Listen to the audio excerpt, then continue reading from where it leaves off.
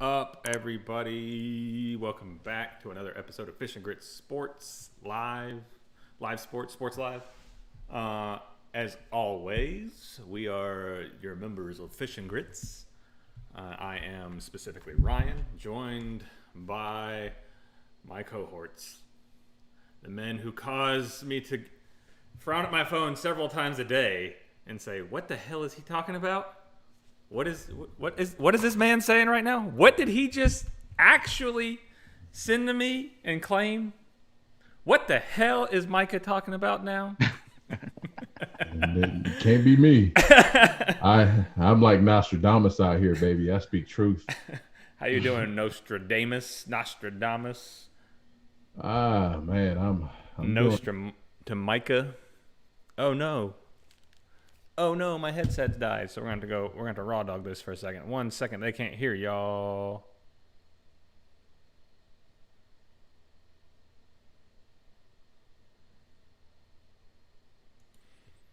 All right. Let me get y'all tuned in here. Someone must have used my headset. Bear with me 1 second, guys. My headset died on me right as we went live. I know y'all can't hear them. I'm getting it situated here.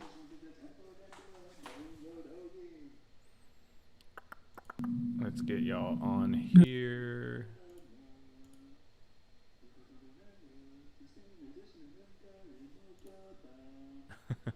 What are you talking about, Mark? Did you post the link in the Discord? I did. We'll go with be right back.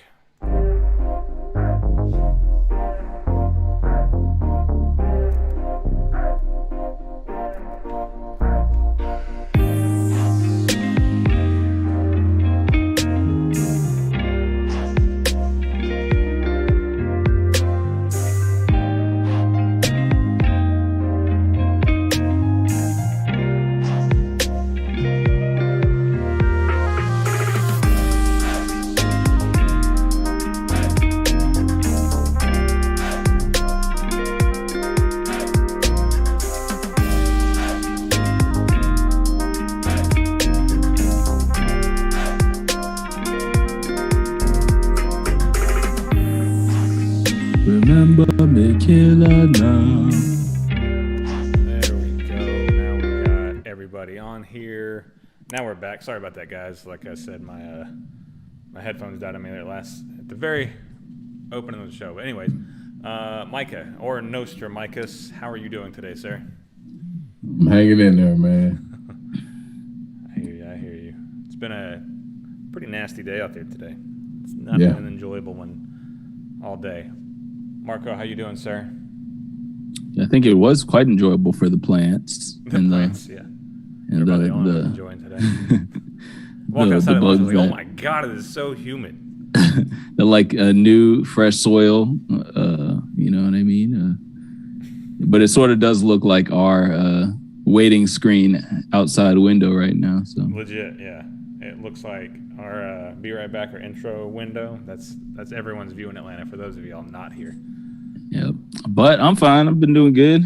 Can't complain.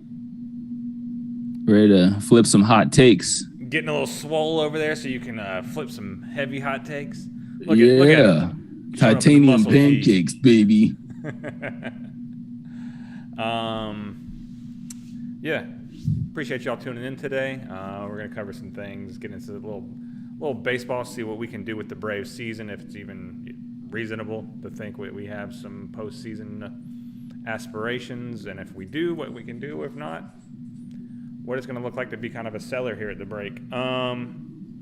Also, we'll cover the NFL with some of the camps coming up here, and then we'll cover some, kind of how we do in these off weeks. We'll cover some hypotheticals with the Falcons and our teams, and we'll wrap it up here.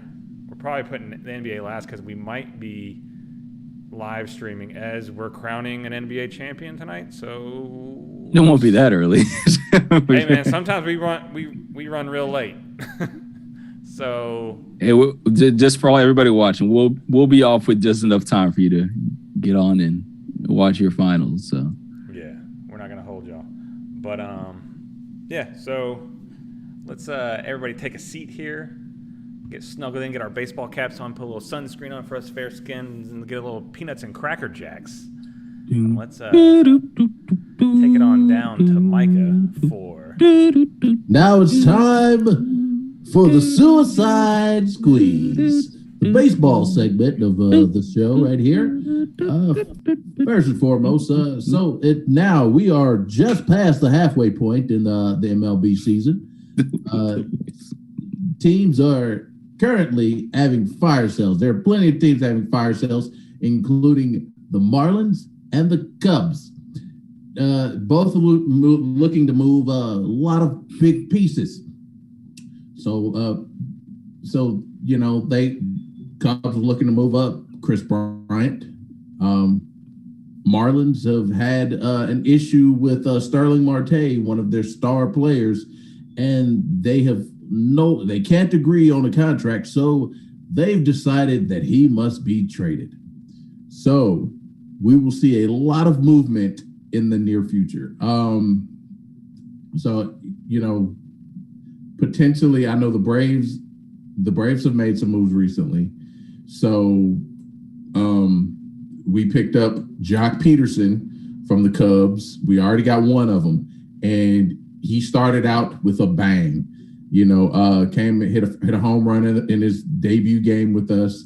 It looks to be a good pickup, even though it's a rental.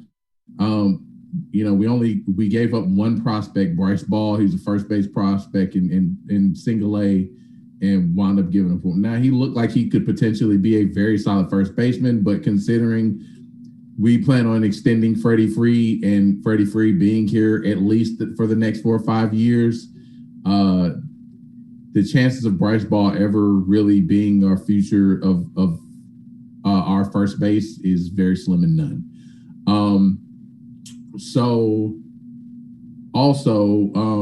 Also, like I mentioned, the Cubs are looking to move Chris Bryant, one of their top players in their organization. He's one of the biggest names in baseball. And rumor is that the Braves could potentially make a move for him. And a lot of the rumors are saying that the best deal that we could probably give up for him is move our utility infielder Brandon Shoemake and Jarrett Schuster. He's a left-handed pitcher, and they're both the 4th and 6th prospects in our organization. They also said that players who could potentially be packaged in a deal for Bryant would also include Christian Pache, Drew Waters, or even Bryce Wilson if they need a player, if they are demanding a player who can pretty much contribute day one, then Bryce Wilson could potentially be in that package. So real quick. What's up? So about Joc Pederson, what did we give up to get him? We gave up a couple prospects. Just one, Bryce Ball. He was Bryce Ball, the prospect.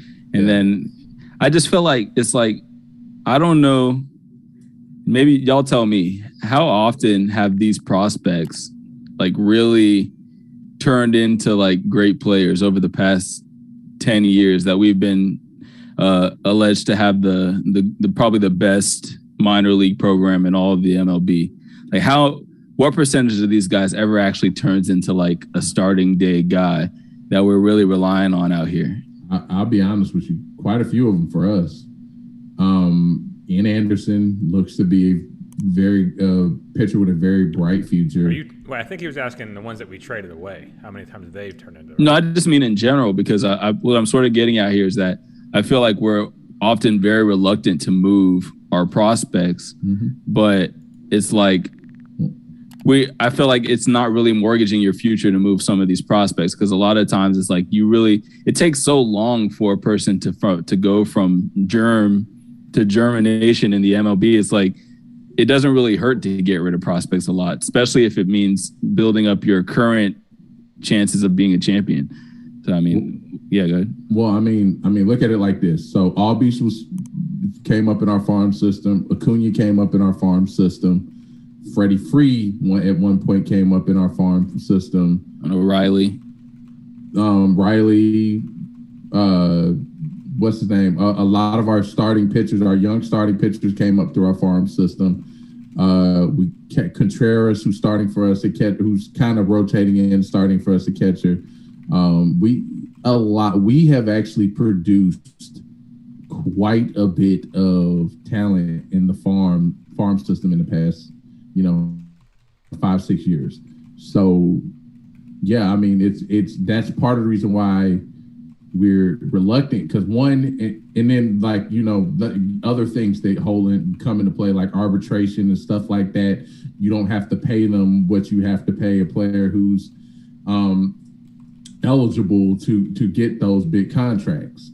For the first 3 years, you can pay them damn near peanuts to play for you. So yeah, I mean, that's one of the benefits of producing young talent, as opposed to doing, well, I mean, we don't have any choice but to really do it this year and make moves, because all of the injuries. But typically it benefits you more if you can really produce the young talent and you build it and take the time to build it, because like I said, it's cheaper for building a team in the long run. But I just hope that it's because it's been, like I said, it's been 10 years that we've been hearing, 10 years plus that we've been hearing how good our minor league organization is. And what have we really gotten from that other than being 3-1 up in the NLCS? So, I mean, it's at the end of the day, it's a cool philosophy. And yeah, we've seen some of the fruits of it. But at the end of the day, that's still not enough to win a World Series title. And a lot of these teams that year after year are winning the title, they aren't praised for having great prospects in the come up. They have great current teams. So, I mean, it's leverage them. I just feel like we need to be a lot more risk taking and leveraging our prospects. You're right, Marco. I mean, from a winner's aspect, yes, that makes sense to do. If you're a team like the Padres, the Yankees, the Dodgers, who, when they throw those picks away, they can then turn around and afford those guys that they just traded picks for. Otherwise, we turn into exactly what happened the last time we did that, when we threw a whole bunch of prospects away to get Mark Teixeira, and then we're like, yeah, we got a really good player, and then he walked the next year because we couldn't afford to keep him, when we were pitted against a team like the Yankees, who can throw whatever money they want at a player.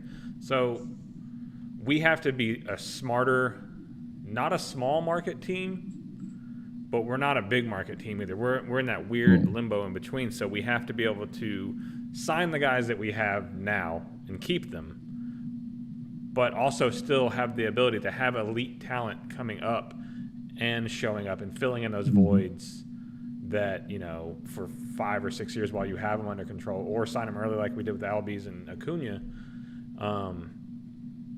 and fill those voids that other teams are getting through, the Dodgers trading for Mookie Betts, and then also, signing the best 3 best pitchers the last 3 years and all that type of stuff. We just don't have that advantage. So yeah, I get what you're saying, and it makes sense theoretically, but not when you're controlled by an organization that will not spend money. And not to mention, like I said, that's the one advantage certain teams have in baseball is there is no salary cap. You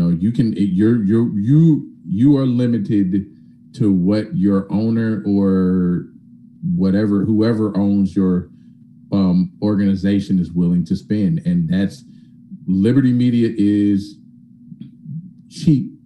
I won't say that, because we're middle of the pack in payroll, but they are much more frugal than a lot of these teams. And what typically happens is, versus for the Dodgers, the Padres, the Yankees, the Red Sox, is when they get close to sniffing championships, they pour more money in.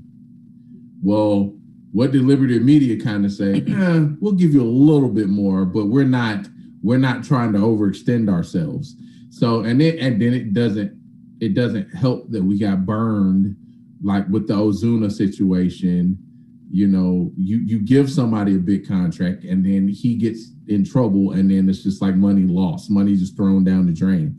So, yeah, I mean, like you said, like Ryan said, it's good in theory, but at the same time, we're not going to spend the kind of money that those teams are. So we have to use almost a Moneyball type mentality, find the best talent for the cheapest price and build a team that way. And that's honestly, that's part of the reason why they made those type of deals for Acuna and Albies, where it was a 10-year deal and a 9-year deal for a fraction of what the guys like Bryce Harper and them are making.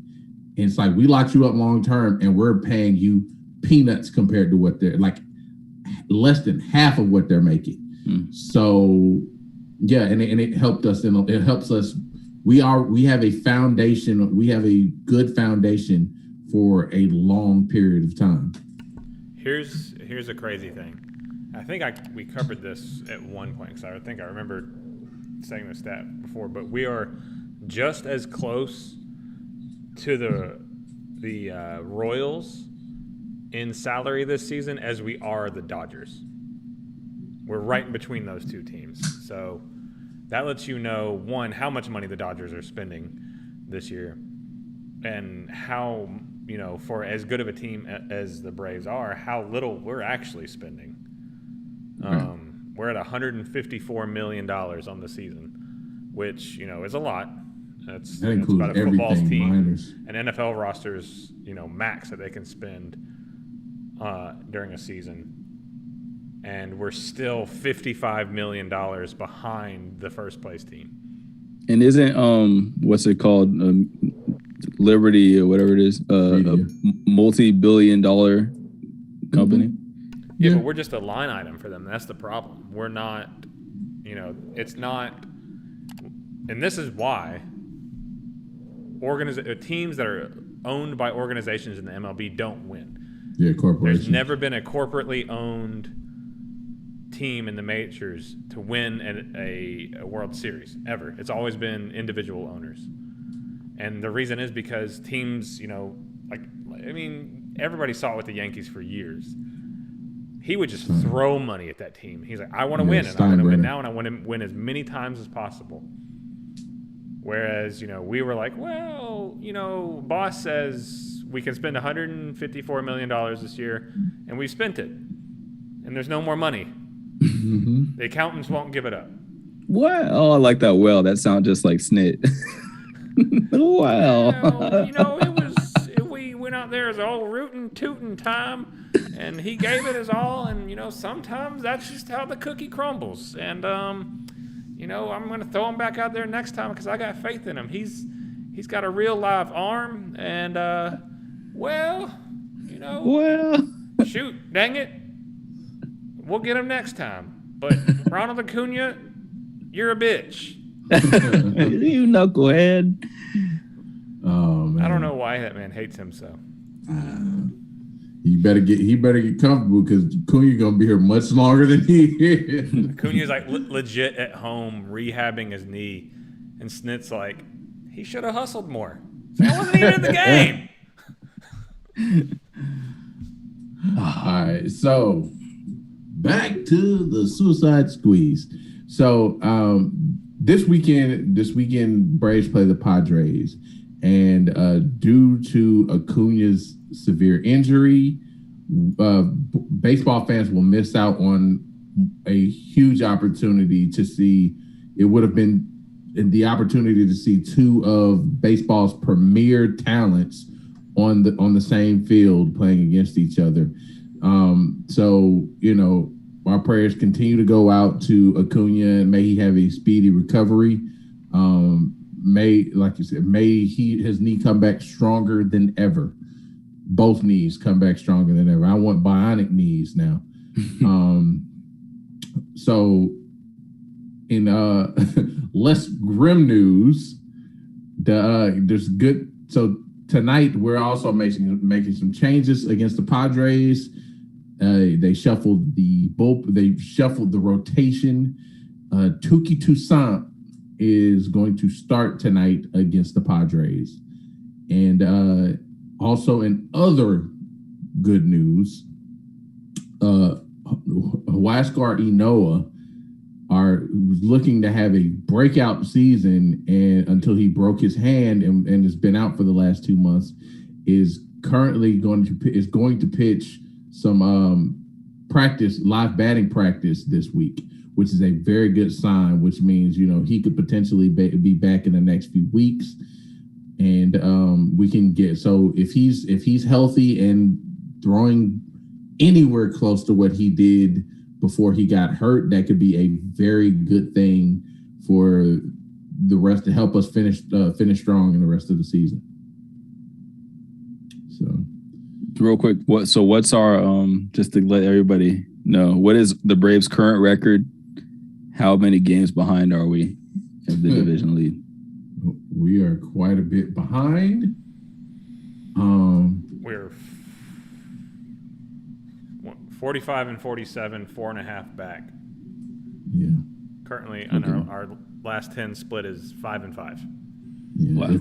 But if the Mets continue to play this way, if we get on a hot streak, then if we figure out our bullpen, because like I said a couple weeks ago, offense is producing in many games, but the bullpen blows them.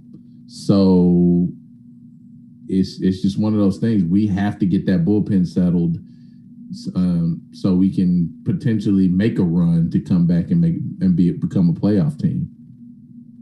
So, and that concludes the Suicide Squeeze. Do y'all want to take the break on the front end here, or do you want to do No, keep going. Football? Yeah, keep going. It was a short segment. You want to get some football in? Football! Sir. Yes, sir. All right, sirs. Let's get ready for the Grits Blitz. Take it on down between the hashes for a Grits Blitz. Blue for two.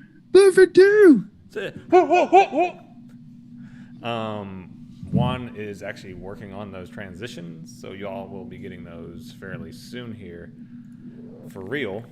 So it's not just me and Marco looking like idiots the whole time. So we'll probably have some production value to those. So I'm looking forward to that. For those of y'all who don't know, Juan's the one that has done our backgrounds now that what you're seeing, did our intro music, break music, did the intro and the outro as well. By the way, and once we're rolling in the dollars, we're gonna drop off a big check on Juan's lap. Thanks, Juan. For those of y'all who have not stuck around because I know some of our episodes are really long, I get it.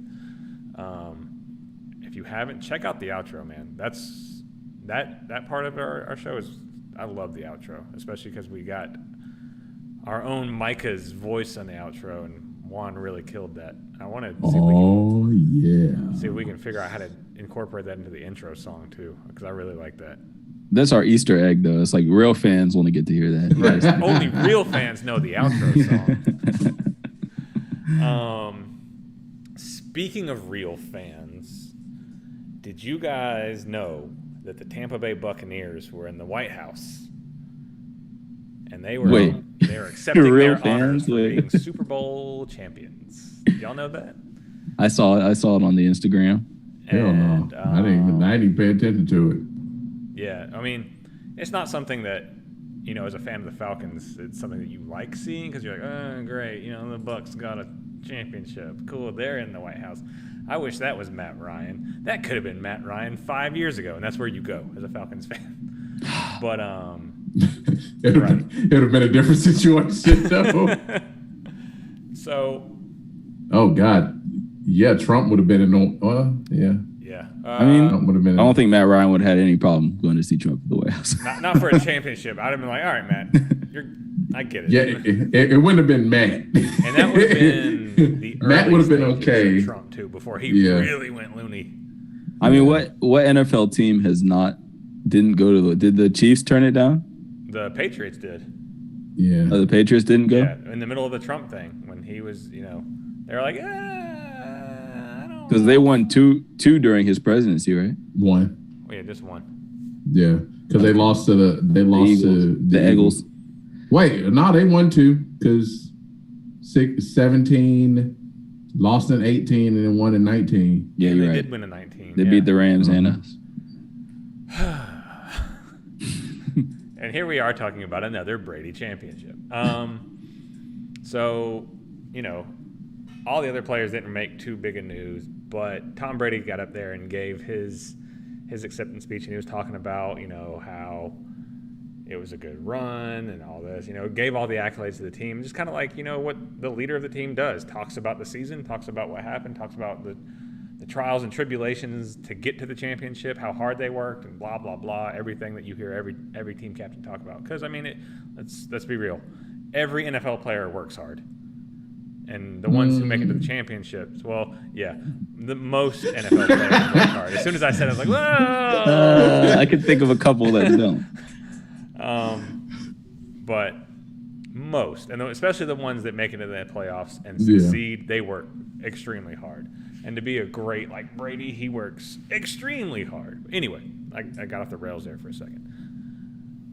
As he was talking about this, he took 2 shots at his old red hat wearing ex-buddy boyfriend, Donald Trump. And when he was up there, he it just really came out of left field, honestly. He was talking about it. He said, not a lot of people thought we were going to win or we could have won. He said, in fact, I think about 40% of the people still don't think we won. And from the side, you hear like Biden's watching him like a dad, just like, oh, this is so cool. And as he says that, Biden goes, I understand that.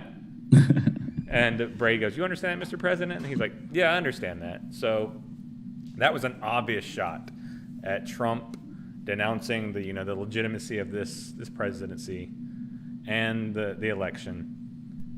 And his supporters that still do that, which is kind of crazy because a lot of people have always thought that Brady and Trump were like best friends. They were buddy, and they he kind of, it seems like, at least from this shot, the shot I'm going to talk about in a little bit, and the article that went along with this, it seems like Brady probably wasn't as friendly with Trump as we thought. He was kind of like, this guy's kind of weird, and I'll keep him around. I don't want to make him mad.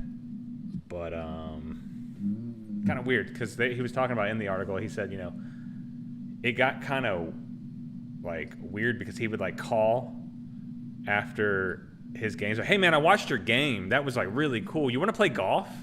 And he was like, hey, you want to play golf? I watched your game.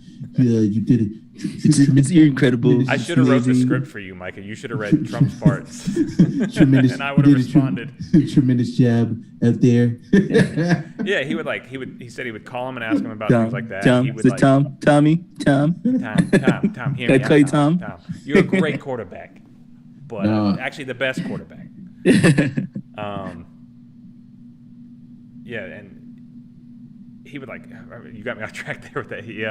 He would call him and ask him about playing golf, and he would just kind of like, in general, latch on to Brady because he likened himself to him. Brady's probably one of the biggest winners in all of sports, and Trump, as he told us infamously, that he was a winner and he's never lost and he wanted everything he did in life. And so Brady was like, hey, man, yeah, I'll play some golf with you. But he ended it. He said he was recounting when he was recounting the journey to get there. He's like, and being in my 21st season, there was a lot of times where fans thought I had lost it. There was even a time in Chicago where I let a down slip up, and if y'all remember, he didn't realize it was 4th down, threw the ball away. I think this was like week 6 of the season. It was later than that. Brady's losing it. He's old man now. It was later in the season than that. I remember I lost some money on that. Yeah, that's right. Because it was an important game. I do remember that. I remember Robo talking about they were going to beat him. But he said, I lost track of one down. 21 years of playing. They started calling me Sleepy Tom. Why would they do that to me? So he took some shots at him, which was really funny to see from Brady. It's not what you typically see his relationship with Trump. And that kind of changed the way I view. Actually, this entire last year, we're seeing a different side of Brady since he's gotten to Tampa. And he's kind of building a more likable persona. He's not that, mean-faced, no personality New England guy that Belichick was. We're starting to see more. So I say all this to say, or ask, honestly, what do you guys think of Brady's new persona that he's been displaying to the public here lately? And are you buying it? Buying the whole persona and what this thing with Trump? Or is this just Brady realizing, hey, I'm getting towards the end of my career. Maybe I should start being more likable for the cameras because I'm going to be on TV one day and I need to be a likable person? I'll go first. I think I got a couple things to say. So I think that I still believe Tom Brady is a card-carrying Republican. I don't think anything changed here with him. I just don't think he's ever going to miss an opportunity to go up there on stage and make the right joke because he's the ultimate troll. His new character is the ultimate troll. And I think Bill Belichick did such a great job at, keeping that under wraps. So, I mean, as soon as they won Super Bowls in New England, it was always like, oh, back to work. We're back to work. It's like, oh, I'm just upset that we didn't have as many weeks as everybody else to prepare. And then Tom Brady just had to be to go along with that. But I think that even if you look at maybe his relationship with Trump was never what we thought it was, because now knowing what we know, looking into the future, if you look at the fact that he was wearing that Make America Great hat again in his locker, maybe that was just like a precursor to the fact that he knew he was going to be in Florida playing with a team with a red hat. And I mean, that was pretty much the state slogan during Trump's whole presidency. So maybe he was just ingratiating himself with an audience, before the fact, and it wasn't necessarily that he was like a big Trump supporter, but it is funny to hear that Trump would be calling him and fanning out like a little fangirl as the president. Really cool game, man. Great pass. that pass you threw in the third quarter. He's like, I feel like that's a violation of the 48 laws of power to fan out the fangirl to somebody. Tom, that was incredible. His phone literally lights up and it says Mr. President. And you're like, I don't have this programmed into my phone. It's like a president's option that he can tap into any phone. He's like, he must answer my call. His phone won't do anything when I call him. Right. El Trumpo. All his TVs in his house turn on into Trump. He's like, how did you hack my feed? Oh, this is the FBI. Oh, man. Hey, I was worried because he didn't answer my call. He goes down to the FBI's mega computer that listens to all conversations at all times. He's like, let me hear Tom's phone. What? No, Mr. President. I said let me hear it. I'll feed you to my goblins in the basement. Oh, man. So, I think I'm with Marco. I think he's still a card-carrying Republican, but I do feel that he might not have been as close to Trump as people think. I mean, what's the owner? Robert Kraft. Robert Kraft was one of Trump's closest friends. So when your owner is super close with Trump, of course Trump is going to have more access to the players who play on their team. And I mean, who else would you talk to more? And I'm pretty sure Bill Belichick doesn't really talk to him at all. Bill Belichick probably gives a bunch of one-liners. Cool. That's great. I got to get to work.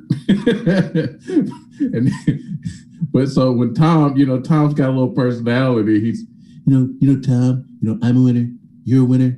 We're practically the same guy. We should go play golf sometime, have a little fun, Yeah. So I could totally see that. And so Tom probably was like, yeah, dude is weird. Dude is weird, but he's like my owner's best friend. So I guess I got to put up with it. So. You won't stop hitting on my wife. He keeps saying weird things about my wife and like things I should do to her. You know, if she wasn't your wife, then she'd probably be my wife.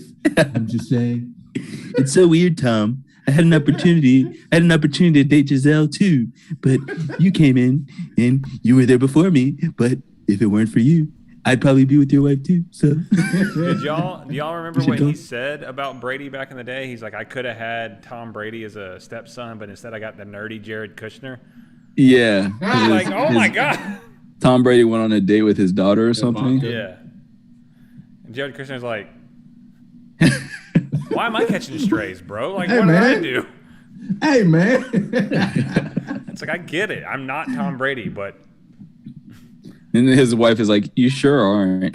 You're really not Tom Brady, if you get what I mean.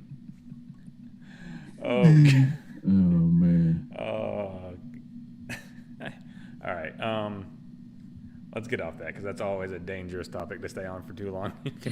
You can say some dangerous things.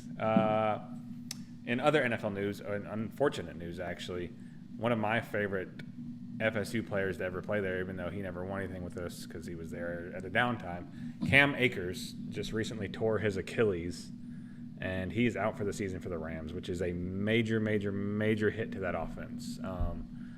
Last year, if you guys remember, when the Rams really turned it around halfway through the season, because there was a point where they were like, they started off hot and they stumbled, and then it was like, okay, now they've found their groove, is when they inserted Cam Akers into that starting lineup permanently for the rest of the season, because he actually did not start the season as their full-time starter. It was like a split between him, Darrell Henderson, and I forget the other running back that they had at the time. He's no longer there. It'll come to me in a second. But he's just a dynamic back, and he's a very versatile offensive weapon. You can use him in a lot of different places. He catches the ball pretty good as a running back. He's an excellent one-cut type of runner. He's kind of like a mix between Devontae Freeman and Dalvin Cook. He's right in the middle, but he's also was a high school 5-star quarterback. Oh, yeah. So he can throw the ball. You can throw him out there on the wing, and he can throw the ball 50, 60 yards downfield on a dime. He just chose to play running back. So very, very big blow for them. And better call Todd. Todd got signed by the Ravens. No, really? That was actually fake news we found out. Oh, fake news? Yeah. That it popped up on my Twitter from an account I don't follow, and was like, hey, Todd Gurley signs a 1-year deal with the Ravens. And it was, just one of those that was like one letter off in their username. I want Adrian Peterson now. That's what I want. They can get Le'Veon Bell. They could get Le'Veon Bell. And, it wouldn't hurt to give him a shot, kick the tires on him, because that's more of an offense that would be fitting for him than Kansas City's would. Yeah. Right. Or Adrian Peterson's still looking for a job, That's what I'm saying. The Falcons should give Adrian Peterson a ring. The ghost of Adrian Peterson is still running the ball at 56 in the year 2031. Frank Gore level production. Frank Gore is still open to playing football. Frank Gore is now the leading rusher in the NFL. Let's go. He's aging in reverse. He's played 26 seasons. He's now 79, still playing running back. It don't ever stop. It don't ever stop. Why do we keep giving this guy jobs? Hey, man. I want to ask you guys, though, do you think – because, a lot of people thought the Rams were going to be a contender this year because of the weapons they had, but especially because of the addition of Matt Stafford. How big or how badly do you think this hurts that Rams offense if they just go ahead as they are, or they sign, like one of the running backs that we just mentioned? Because, there's some out there, but none of them are quite a 23-year-old young running back. Micah, what do you think this does to their chances? It hurts it a little bit because one of their biggest strengths was their balance. They were what most people don't realize. They were 10th in rushing last year. So they had a very strong running game. Now, granted, they have a significant upgrade in quarterback position, in my opinion, in Matthew Stafford now, but they're going to need something, a reliable back to help keep that balance up. Now, I don't know whether it's Le'Veon. I think a lot of teams are going to be scared to kick the tires on Gurley, Duke Johnson. Duke Johnson honestly wouldn't be a bad pickup for them. Will he be workhorse? Probably not, but he's a versatile back, solid back out of the backfield. There's some decent options in free agency that you can make a serviceable rotation, backfield out of committee, running back by committee type situation for. But, you have to find, I don't know if Darrell Henderson could be their predominant back. I don't know how good they'll be with him as predominant back. So they might have to, maybe bring in the Le'Veon and like a Chris Thompson or something and get a balance. But yeah, I think they won't. It'll hurt, but I think considering the position at running back, it can be covered up. They can figure out a solution without having to, pay too much money to fix. Yeah, I think that Sean McVay is enough of a genius to, especially for the regular season, to sort of like patch it up and make it look as good as it could have looked anyway. But as I said, when Matt Stafford first, got acquired by the Rams, in his career, he hasn't really proven anything yet. So I know there's probably a little bit of underlying pressure for him to come out here and perform on such a big stage, especially LA. So not having his premier running back there, who was a huge part of the offense, mind you, he had to be such a huge part because Jared Goff was so terrible. But I think that with all the focus on Matt Stafford now, he'll still do very well, but I think it's not going to look as good as it could have looked. And I think in the playoffs, they'll be exposed in ways where they are probably not a contender for the Super Bowl anymore. Yeah, actually, both of y'all mentioned Jared Goff and the upgrade to Matt Stafford. And that takes me to my next topic here, and Bryce sent it to me the other day, and it was, it's interesting. It could be taken a couple ways, but y'all know who Jimmy Ward is, the safety for the 49ers? Mm-hmm. It was a pretty high pick. He came out of left field the other day, and I think he was probably asked about it. And, typically if you're asked about a rival's offseason moves by a player, you're usually kind of like, oh, whatever, they make moves, or you give very little on it. Not Jimmy Ward. He chose violence, and he actually stood by Jared Goff. He thought the move didn't make any sense. He said, actually, let me just quote it for you, because what he said was pretty crazy. And I don't know if it's him trying to get under Stafford's skin or what, or if this is bulletin board material or whatever. He said, I like Stafford, but they will still have the same players that he'll be throwing the ball to. He's the same quarterback who was on the Detroit Lions, and they didn't go to the playoffs. And they had Megatron. What was the problem over there in Detroit? Are you going to blame the city? What was the problem? Was it the money? The running game. What's that? Lack thereof. The running game. Are you going to blame the city? What's the problem? Was it the money? If the city didn't have enough money to bring players over there, why even have an NFL team? That's the big question mark. They went and traded Jared Goff, who went to the playoffs several times and went to the Super Bowl. Yeah, he lost. He went to the Super Bowl, though. I've yet to see that with Matt Stafford, and I'm saying he's still great. I believe he's a top 10 quarterback, maybe top 5. I don't know. We'll see. I'm just going off what I see, and I see Jared Goff got those boys at the Super Bowl. He don't know shit. That's what that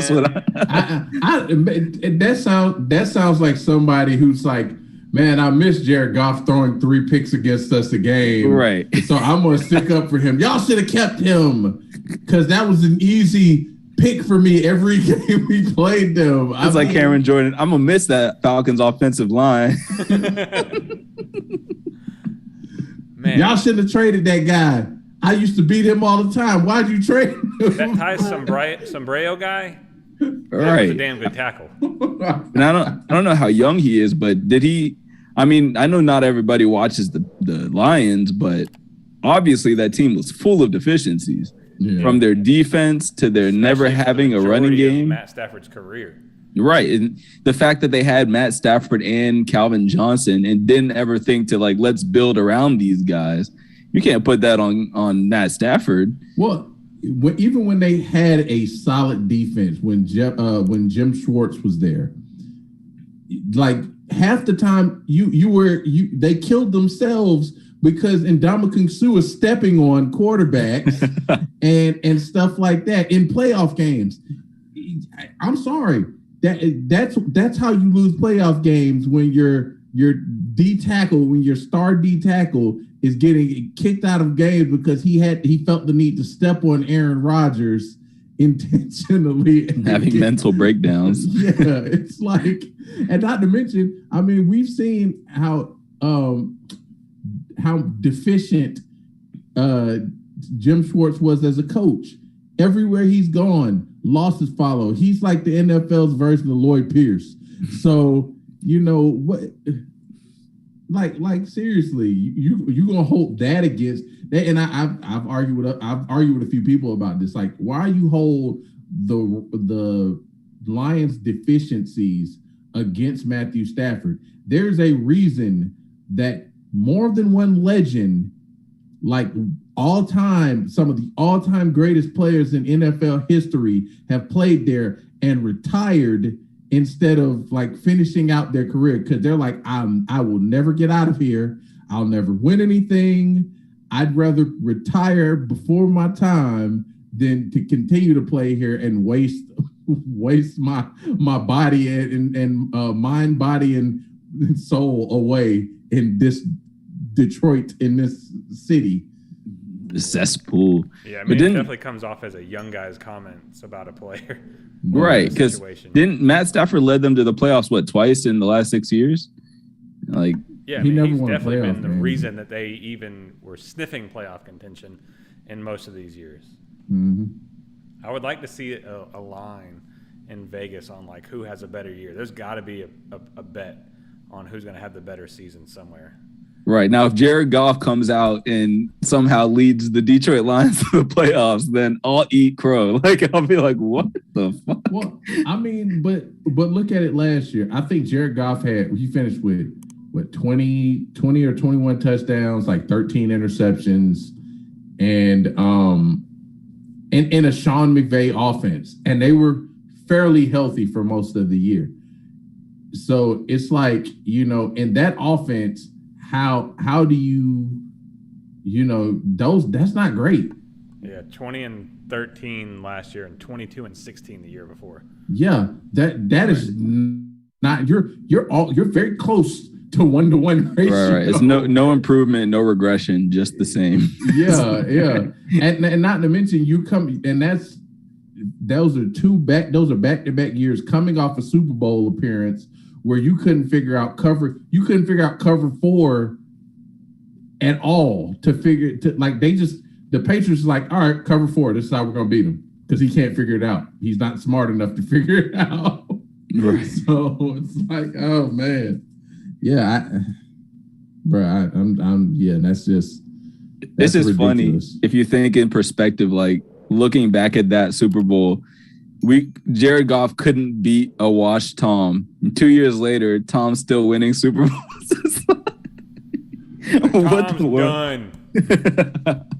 Because Tom definitely looked washed in that Super Bowl. It was like, just do enough to beat this young kid who can't figure out anything. I mean, a 10-3 Super Bowl. A 10-3 Super Bowl. That was such a boring Super Bowl. But all right, let's get out of this and move on to the next topic here. So, one of the free agents that we had mentioned there's a guy that we all wanted, just recently signed with the Steelers. Melvin Ingram signed a 1-year, $4 million deal with the Steelers. I think this might be one of the most ideal situations for him to land in. He's going to still stay in that 3-4. He's going to be an aggressive 3-4 front that blitzes a lot, sends a lot of pressure from those edge rushers, and is going to be across from arguably the best pass rusher in the NFL right now in TJ Watt. That title could go – it changes from year to year because teams will then scheme to block someone, and their sacks will go from like 18 to 10. And people are like, oh, he's not as good, and they just don't realize that he's getting double and triple teamed now all the time. So Melvin Ingram is actually going to help with that if he can stay healthy. So he'll fill in that hole that Bud Dupree left, slide in across there, play behind 3 big defensive linemen on the Steelers team, just like every outside linebacker has had the pleasure of doing. I wish we would do that.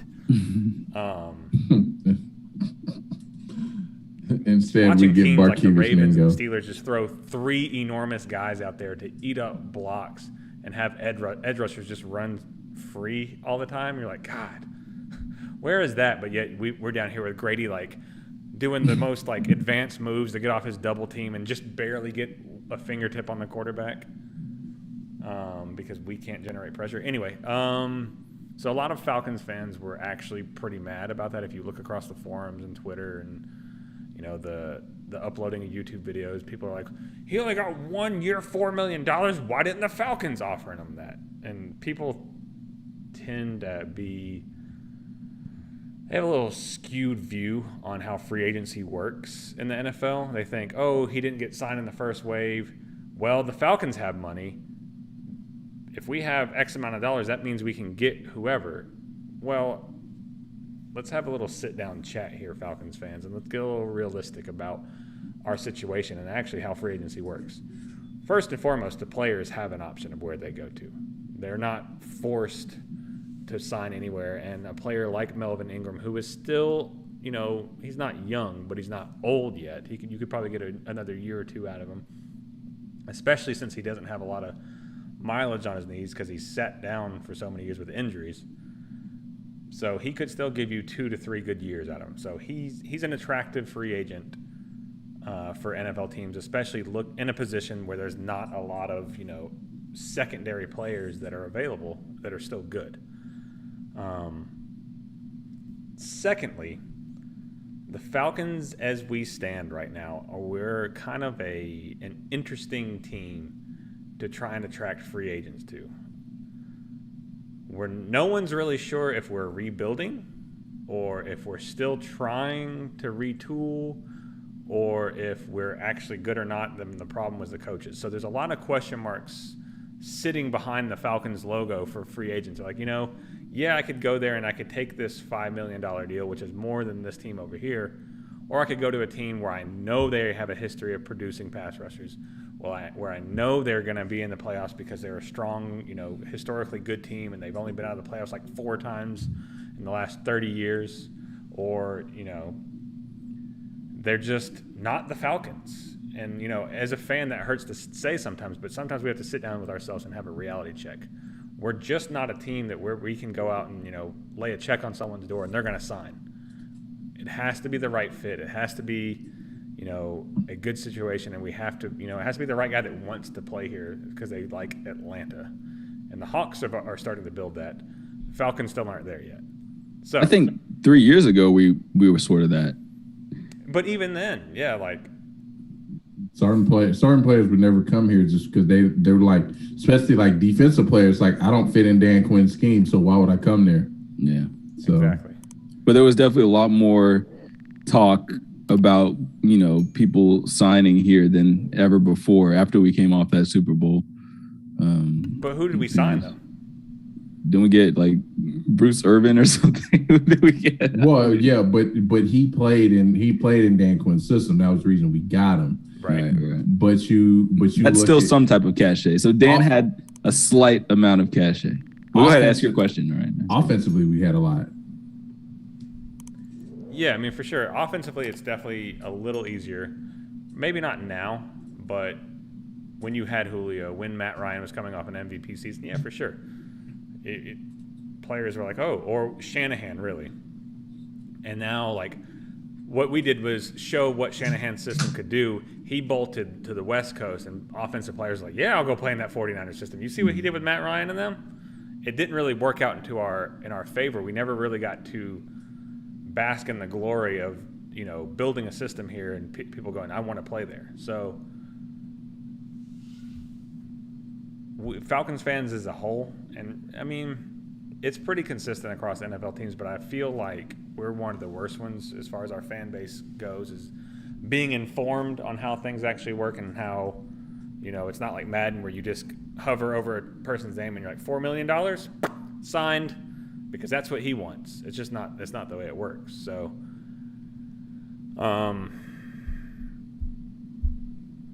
yeah. I mean, also, it's like Mike Tomlin has a very good reputation. I mean, not even Tomlin, the Steelers. Well, yeah, the Steelers in itself, but it's like I when you were like saying that they're like a shoo-in for the playoffs, in my mind, I'm like, well, damn, Ben Roethlisberger is still their quarterback, so I don't know about that. But I mean, he looked great for 12 games when they were undefeated. But Mike Tomlin, I think, is just like, like you said, that mystery of what the hell we're doing. We don't know what Arthur Smith is going to be yet, even though it looks promising. We don't know. So no one wants to go open the mystery box when they can go, get like something that's established and then a team that embraces, like you said, embraces defensive players and makes them play better. Mike Tomlin isn't known to make Vic Beasley players and be like we're dropping you back. It's like, how about play linebacker? You know what I mean? So 12 sacks so far. Safety it is. Well, I mean, that was honestly when ESPN did their power ranking. That was one of the things they talked about. It was just a lot of uncertainty in the coaching and stuff. So that's what they had us ranked very low. Very, very low. Yeah, I mean, like, Marco, I think you nailed it, like the question marks surrounding the organization as a whole. Because, I mean, I think if you were to – if someone from 6 months in the future were to come back right now and be like, the Falcons won the Super Bowl, I would be like, okay, wow, so the offensive moves and the coaching moves really did pay off. And I wouldn't be that shocked. Or like, wait, who got hurt? Who got hurt? Aaron Rodgers got hurt. Damn, Pat or Mahomes if they got were hurt to too. Come back in time and be like, the Falcons had the number 1 pick. I'd be like, okay. Tom Brady tore his Achilles in game 1. Oh my god. It's like, what the fuck? But I mean, we're in that weird space. It's like, was the problem the last 3 years the coaching staff? Was the problem that we're not as good as we're saying? Is the defense actually really this loaded and they were just misused? Why, there's a lot of question marks on like where this era of Falcons football is gonna land. Were we all fooled just because Shanahan was that great of an offensive coordinator, and our players weren't really that good, or like I said before, we took a square peg and tried to shove it in a round hole the last 3 years, and everything sputtered. So this year and these really next 2 years are pivotal as far as the legacy of these players on this team is going to be cemented, in my opinion. So that brings me to how I'm going to end my segment here today. Falcons camp is coming up, and we're going to start to really see where this team is, going, how we're going to use these players, and are these players going to be as good as we think they are, or as bad as we think they are. And ESPN dropped a ranking list of the 32 teams' offensive arsenals. And they ranked them 1 to 32, 1 being the best, 32nd being the worst, obviously. And what they did is they took into consideration only their 2021 performances. They weighed the weapons with wide receivers being the heaviest and like running backs and tight ends not weighing as much. They didn't take into consideration their scheme, the offensive line, of the quarterbacks. So it's just simply on offensive weapons and threats. And there was one more. Oh, they only focused on the top 6 weapons for the team. So they ranked them 1 to 32. Spoiler alert, the Tampa Bay Buccaneers came in first with all their weapons they had down there. And I forget who was last. I have it right here. The Jets. What's that? Oh, yeah, the Texans. No, obviously. Yeah. But your Falcons came in ranked at 23. And let me read you here what they say. They said, as it turns out, trading Julio Jones has a deleterious effect on your spot in these weapons rankings. Atlanta still has one-star wide receiver in Calvin Ridley, but if Ridley's foot issues linger into the season, the depth chart at wideout would be absolutely horrific. Russell Gage was a perfectly acceptable third wideout behind Jones and Ridley, but casting him as a number one with Olamide Zaccheaus and Christian Blake as the number two would be the worst set of starting wideouts we've seen in the NFL in several years. I don't want to go on. Well, it mentions the fact that we picked Pitts. Obviously, has a big weight there. And then we picked up Mike Davis. But they kind of mentioned Arthur Smith. So they went a little bit against their ratings argument. We'll see. But as far as the NFL is concerned and our weapons go, they think we have the 23rd best set of weapons. I don't want to ask y'all's opinion on that too much because I think we just kind of covered that. But what I want to talk to you about is, are we the winners of this Julio Jones trade? Because now that we've been removed, we're removed from the emotional reaction side of the Julio Jones trade. We're not like throwing ourselves to one end of the spectrum going, yeah, it's okay, we're going to do fine, and we're not, lunging back to the other side going, oh my God, we really just lost Julio Jones. This is terrible. How do we feel about that trade? How do we feel about what we got in return and what we gave up in regards to what it does to our team? Micah, I know you have a very, or at least had, I don't know if you've recovered from it, but a very emotional response to Julio leaving. How do you feel about the trade now, and who do you think won it? Honestly, I think the Titans won the trade. You get the better player. Now, granted, it helped us financially, significantly helped us financially, and we got a second round pick out of it. But at the end of the day, we don't have an assured lineup, like roster. Am I as confident in our offense's potential now than I was before the trade? No. Because like the article said, if Ridley has any kind of foot issues, then yeah, can Russell Gage, Ozzie, Christian Blake, can these guys, step up and make plays that, the other guys did in the past, and I'm just not confident in that. So yeah, Pitts and Hurst are good weapons, are very good weapons. Mike Davis, I think, can be used as a very good weapon, but like you said, an injury to a receiver who's been dinged up in Calvin could very, very well, crush our offensive season. And over the years, we know Matt likes to lean on the guys that he's comfortable with, i.e. Calvin Ridley, like he did last year in many games, because that's the guy he gets the most reps with, and so on and so forth. He has a very high comfort level with him, and he often leaned on him, and Julio in the past as well.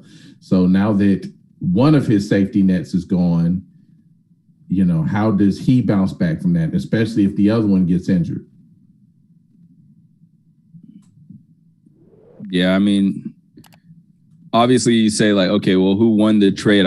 Tennessee obviously got the better player, but at the same time, we got some flexibility. So I think, and then that flexibility is obviously we're going to have to wait to see what happens. But I think the biggest determinant, ranking us 23rd in offensive weapons, it it's not surprising because, on paper, it's a whole bunch of guys who haven't proven anything.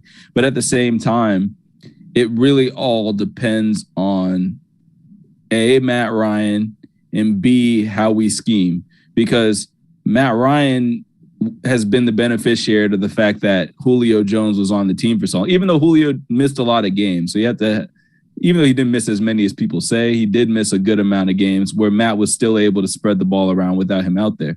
So if Matt is as good as we think he is, I think that he'll be able to make people look at that talent pool at least as a top 15 talent pool, because he'll be able to spread the ball around. But then it's like, if Calvin gets hurt, it's going to be tough. But then it's still about, how open players are. Like, if there's nobody to focus on and double team on, or to bracket cover and put the whole half of the field on him like they did for Julio, maybe Matt has more of an opportunity to do what he likes doing, which is spread the ball around. Matt is really good at spreading the ball around. And he's actually really bad at focusing on players and being obligated to give a certain player an amount of touches. So I don't know. My honest take on this would be that I think that 23 is a little bit underrated. And I think with the quarterback that we have, we'll look at these guys as a top 15, top 13 talent group, just because of the nature of what Matt Ryan has always done. And that spread the ball around and get average players great contracts. You know what I mean? Like Taylor Gabriel and that examples like that. So, or Hugh Douglas when he was here, making him look a lot better. Not Hugh Douglas, the defensive end. Right. Harry Douglas, my bad. Hugh Douglas. HD. But one of the HDs that work for 92.9 in the game now. Right. Yeah, I mean, I think you're right. You're very right. Why do I appear very pink right now? It's like I thought you were trying something new there. We're going pink tonight. All those blues you got, don't care. But I agree. I with you, Marco. I think it definitely took a lot of that like tunnel vision away from Matt, and a lot of that pressure that he was faced with. Because I mean, as much as players want to say it, they definitely hear the talk from the outside. They can't completely tune it out. It's everywhere, especially if you like sports, if you like to talk about sports, like to hear, watch sports, you're gonna hear it or see it somewhere, or someone's gonna send you a text, like, look what this guy said about you. Right. But I would still say I vacillate between the two of y'all as far as who won the trade, because I look at it two different ways. Yeah, we gave up a ton of talent in getting rid of Julio, but like Julio is 32. Yeah, 32. And they say it's always better to get rid of a player 1 year too early than 1 year too late. Julio very well could come out this season and his wheels fall off. Like, he's at that age where receivers of his type break down. But Julio is a freak, so it's hard to say. I would still side with us winning the trade because it opens us up on that. We did get picks out of it, and it just really depends on. Well, hold on. Let me say we won it with a caveat. Depending on what we do with this money, depending on what we do with this financial freedom, I would say we won the trade. But Julio's going to make that team immensely better. I do have one thing I wanted to say about that ranking that I forgot to mention, that I skipped over. It's not really fair to teams like us who just invested super highly in a tight end to devalue that, because a team like the Chiefs, a team like the Raiders, where Darren Waller is by far their best player on offense, he automatically gets knocked down, even though he brought in, the same amount of catches a number one would, same amount of yards, same amount of touchdowns. So just doesn't make sense to be like, wide receivers are the most because they make the most money and they got the most, and they get the most involvement. But, they fail to realize that there's three of them and one tight end and one running back out there. So, of course, right. As a group, they're going to see more more targets and more catches. Even with the Chiefs, without Travis Kelce, I mean, how strong do they look? I mean, shit. Kels. Travis Kelce, exactly. Yeah, Kels. Yeah. We've been pronouncing it wrong the whole time. Y'all been saying my name wrong. I just kind of. Man, I'm sick of enough. Why NFL players always do that shit? Like, correct it when it first happens. They always want to come 6 years later, be like, oh, by the way, it's Tyrod, not Tyrod. Man, shut the fuck up. It's Tyrod.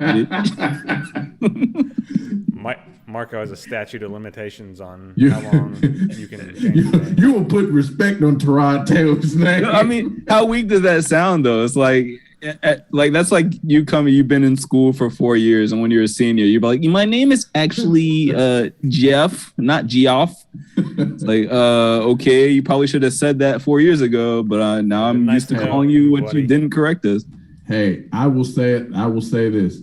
No one wins more than Tyrod Taylor, but he always catches the L and gets pulled while he's winning. Hey man, Texans are they disrespecting. As long as Tyrod back there, they need to rank them higher than the last place in the league. Well, you mentioned this, the weapons thing, but like I said, in the that one in their power ranking, we ranked 26th.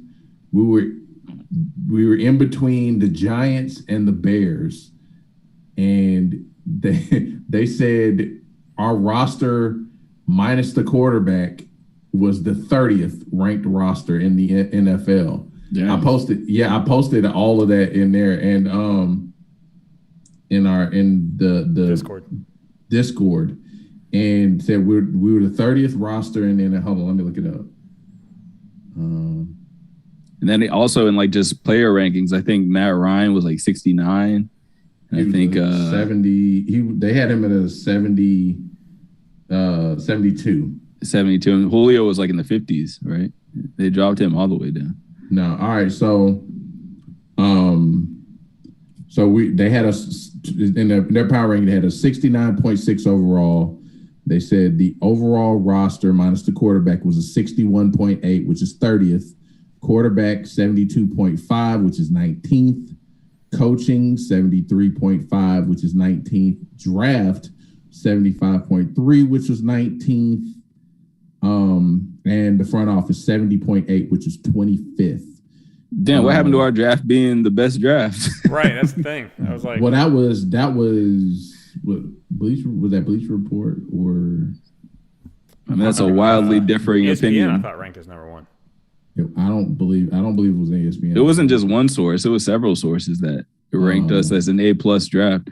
So to go from an A+ draft to below average draft is a huge discrepancy. So someone got to be lying. Now, but whoever, I don't know, I forgot who wrote this article, but they definitely agreed with me.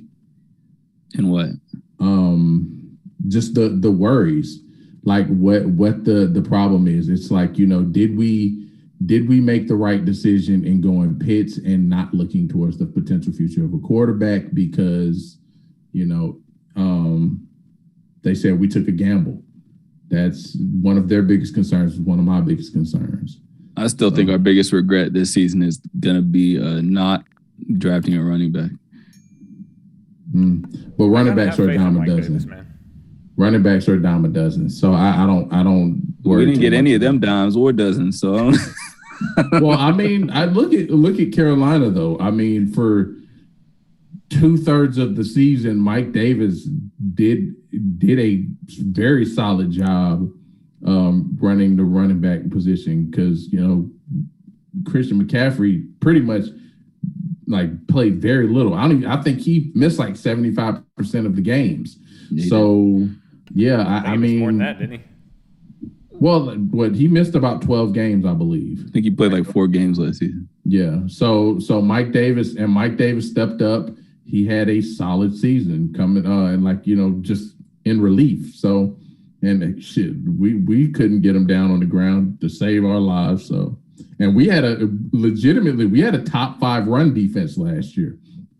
So we had with the top 5 run defense, he was probably the back that we had the most trouble stopping. So is Mike Davis that bad, or has he just not had the opportunity to prove that he could potentially be a solid number 1 back? Well, it's not just about Mike Davis. It's about the fact that once Mike Davis is, spelled, who do we have after him? Like, our running back room is weak. I'm not knocking Mike Davis, but I'm just saying our running back room in general is weak. It's a big question mark, like everything else with this team. We don't know what Quadri is going to do. There's been a lot of rumblings about how good Quadri's looked. I hope so. He's big as fuck. He should be good. He just never got him. He's never fit. He never fit Dirk Cutter's style for a running back. Dirk forgot he was on the team. and at one point he wasn't. Even Treadwell, he forgot Treadwell was. Well, I mean, he spent a good bit of time on the practice squad, and there were a few running injuries at running back, which allowed him to make the roster. But he still didn't get the reps that he should have gotten, especially in short, like 3rd and short, 4th and short. You got a 250-pound running back, and you're trying to pound the ball with Todd Gurley with no knees, with terrible knees, and he didn't have. Yeah, it's just like, bruh. Yeah, use the big battering ram. Don't use the guy whose knees are all used up. Even in that game, he came in there at the end of he was on the roster. I think he only saw the ball one time.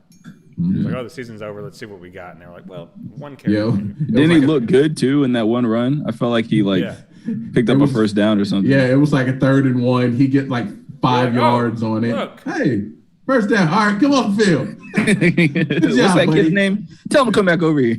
Who's that kid? Yeah.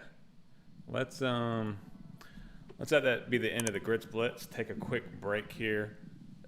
And then when we come back on the other side, we'll talk some NBA, talk about the finals, talk about what we're seeing. And then Marco's got some cool things for us as always. And then we will probably have a lightning round question.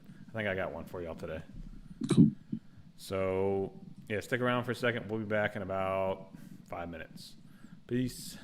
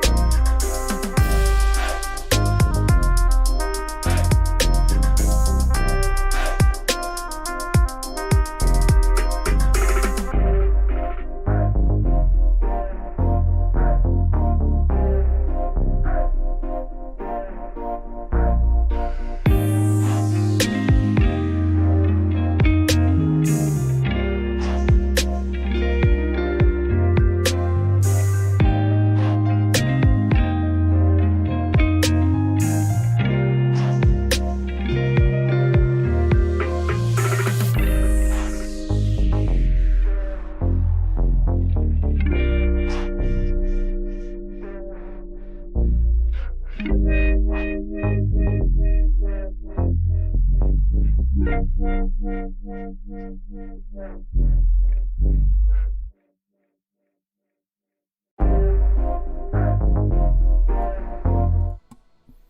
right, y'all. Welcome back from the break. Thanks for sticking around. We're about to get into some NBA, but first, before we do, God, why am I so orange heavy? I don't know what is going on with my camera today. I'm like, I guess I let Trump talk.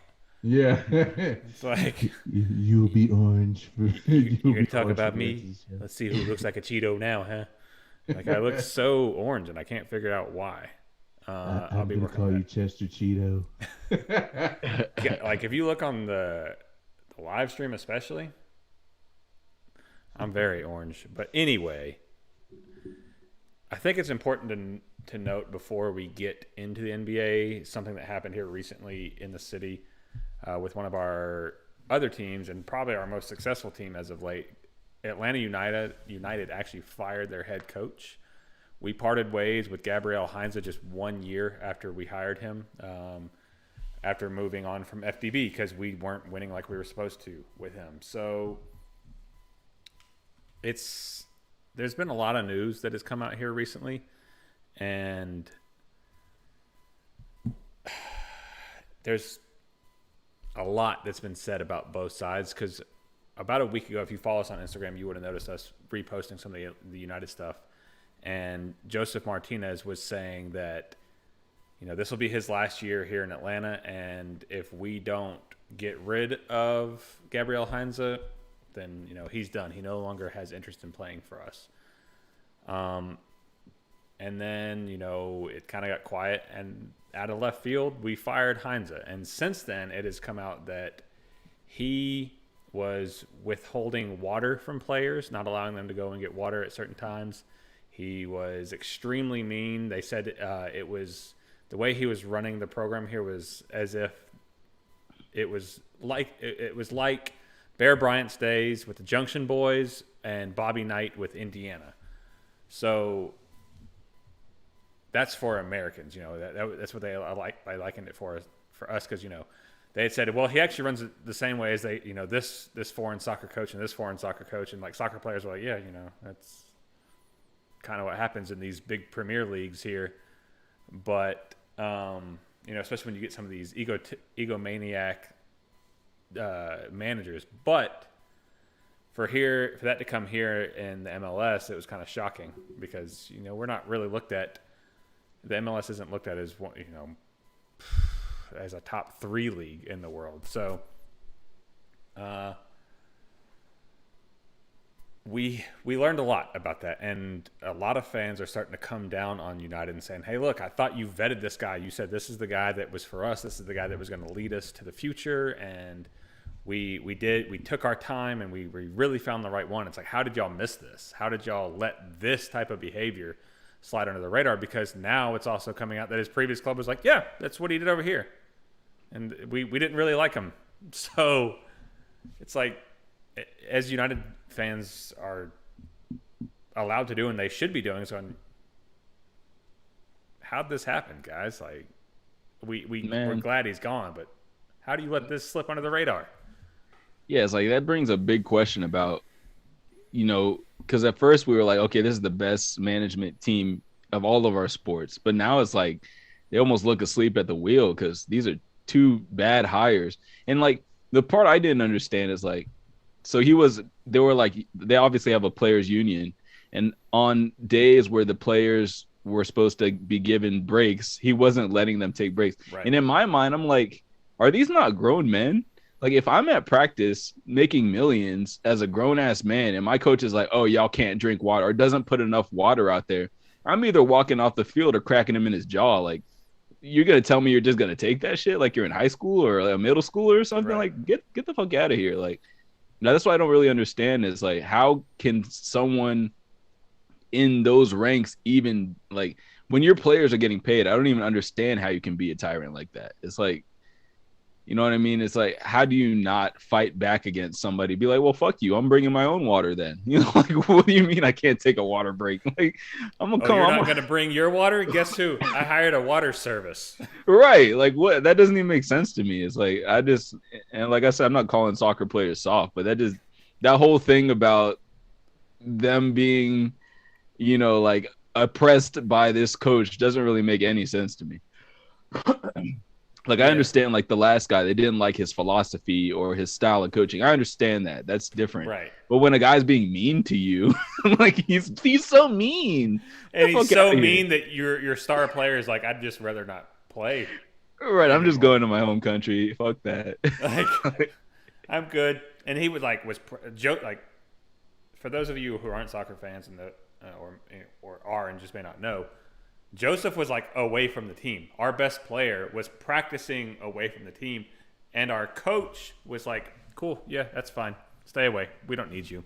Right. Like, he was that's like, how you're gonna be.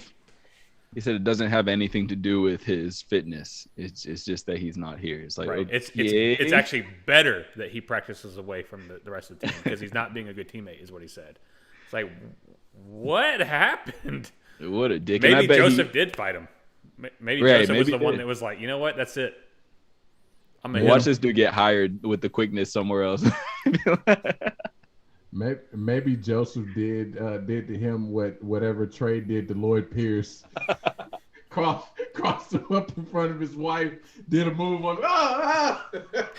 Heinze gets out there. He's like, "You American players, you're only good here. I could guard you." And Josef just makes him look dumb in front of the whole team. And dunked his head in the water tank. Swirly. Like, oh, you said we can't drink water? Little bitch. Pendejo. Oh, man. He was salty afterwards. He's not a team player. I can't win with him. Can't pull a Mike Singletary. Can't win with him. Can't do it. All right. And it's almost like I wish, because I know organizations have to be all professional, but after the fact, they were like, oh, this has nothing to do with Josef, which technically it probably doesn't, just like he's a tyrant, but of course it does. Like, Josef is the one that brought light to it. Exactly. Because no one was even questioning or wondering until it was like, Josef's not here. Wait, we're not good enough for Josef to not be here right now. Like, you're just going to dismiss the all-time leading scorer for our franchise, a previous MLS MVP, the goal leader from 2 years ago, a champion in this league, and really like the heart of Atlanta United. Like, when Josef is out there, if you have not gone to a United game, as an Atlanta fan, you are doing yourself a disservice. Like, it is the best environment in Atlanta sports. It makes Falcons games feel small. It makes, maybe the Hawks basketball games, or the playoff games that I just went to recently, is the only thing that will compare to that of what I've been to in Atlanta sports. Now, I know that the closing out of the Dome was a crazy game too, but Atlanta United's like that every game of the season. It's sold out. Fans are involved in the game. There's chants. There's all types of things. It's a great environment. But yeah, go to a United game.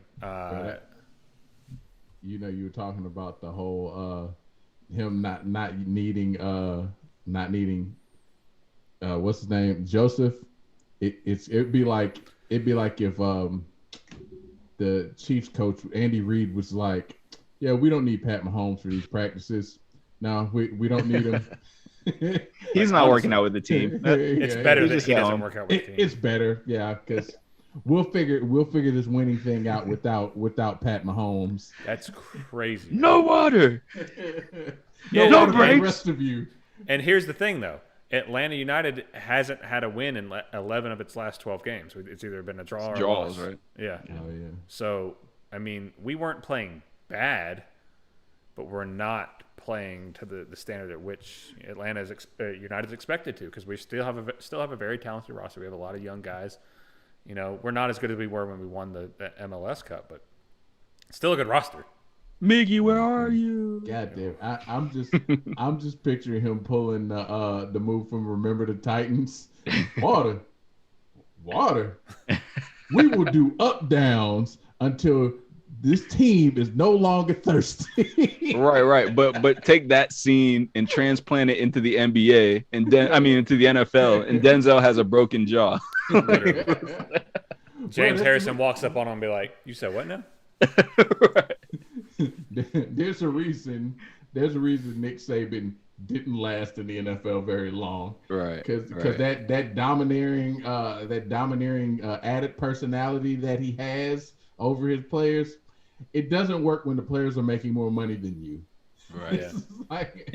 And just like lastly on Atlanta United, I think like they're sort of lucky that that sort of like since the COVID thing, the steam behind that team really sort of died down, because if you think about it, there was a lot of pressure on this team to perform well this year because Josef was hurt last year. He was supposed to be back this year. We were supposed to be right back to our winning ways, and we're really out here being sub 500. So, yeah. I mean, they're lucky that not a lot of eyes are on them, but they're supposed to be doing a lot better than they are. So it makes sense that they fired this fool. They definitely, like I know you said this last thing, like Atlanta United fans knew things were off and they knew like what was going on. But Atlanta United doesn't get the coverage in Atlanta like a coaching problem for the Falcons or the Hawks would in the media. Like it just doesn't. It doesn't have it as a big enough horizontal draw as other sports do here yet, just because soccer's not the biggest sport in the state. But Marco,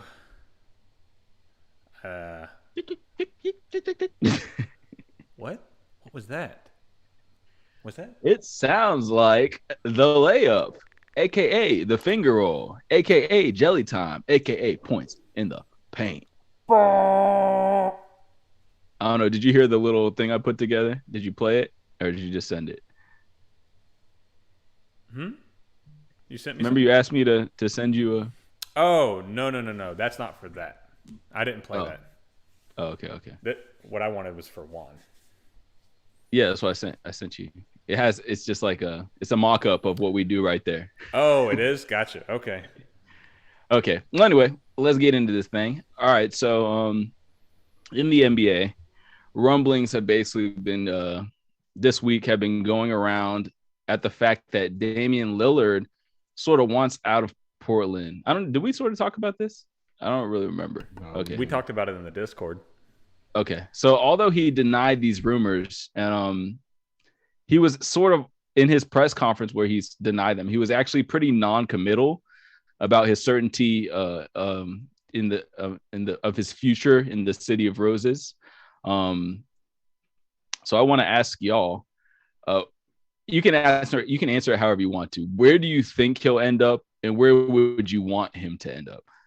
You can either answer however you want to. Hold on, timeout. Marco, I just listened to what you made. That is awesome. You did? That is awesome. Yeah, that's gonna work really well. That is really cool. I can't wait to add that.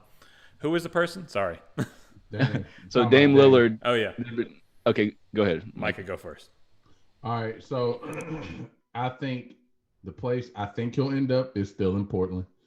I think that's where he should be. However, I think what they need to do is they need to move some of the alternative pieces, i.e., CJ McCollum, Nurkic. That's one of the few places I could see Ben Simmons going and actually being decent because, Dame can play off the ball. Plus, Portland seriously needs some defense. So if they could give up Nurkic and CJ for Ben Simmons and maybe like a Danny Green or something like that, it would significantly change the look of the Portland Trailblazers. They become a lot better defensively. They'd be able to match up with a lot more teams in the West. Otherwise, like outside of, because I mean, when you have two undersized guards, and then you have a three in Gary Trent, who's undersized. Then you have Carmelo, who's not a defender. Like Gary Trent wasn't there anymore. It was Norman Powell. Norman Powell. That's my bad. Yeah, that's my bad. The undersized Norman Powell. Right, because Gary Trent's actually a good size. And then you got Melo, who doesn't play much defense. And then you got I was trying to be generous. I was trying to be somewhat nice. And then you got Nurkic, who's big for no reason. He doesn't play as big as he is. Nurkic is 6'11", 285, but he plays so much smaller than that. He plays like John Collins. He's the European John Collins almost. And John Collins is small, and he plays his size. But Nurkic, if John Collins were Nurkic's size, he'd be all NBA. but that's what I'm saying. Huge. That's what I'm saying. Nurkic is a very big dude, but he plays so much smaller than his physical stature. And like that's why every time they play Denver, he gets taken to the woodshed by Jokic, and Jokic continuously looks like an MVP against Nurkic. Right. Like, yep, you can't guard me. But I think, like I said, if you can get Danny Green and you can get Ben Simmons, it gives them a lot of versatility. So you get two very long defenders, one who can knock down a three, one who needs to work on his offensive game. And I also think Dame is so good offensively, he could actually help Ben Simmons develop some of his offensive game. Not to mention I think Carmelo could help with that a little bit more than Dame. Yeah. Well, I mean Carmelo and you like the slap box Ben Simmons. Chauncey Billups. I think Chauncey Billups would light a fire under Ben Simmons and kind of get him to work on that offensive game, because that is the one hole in Ben Simmons' game is his jumper. He doesn't have confidence in his jumper.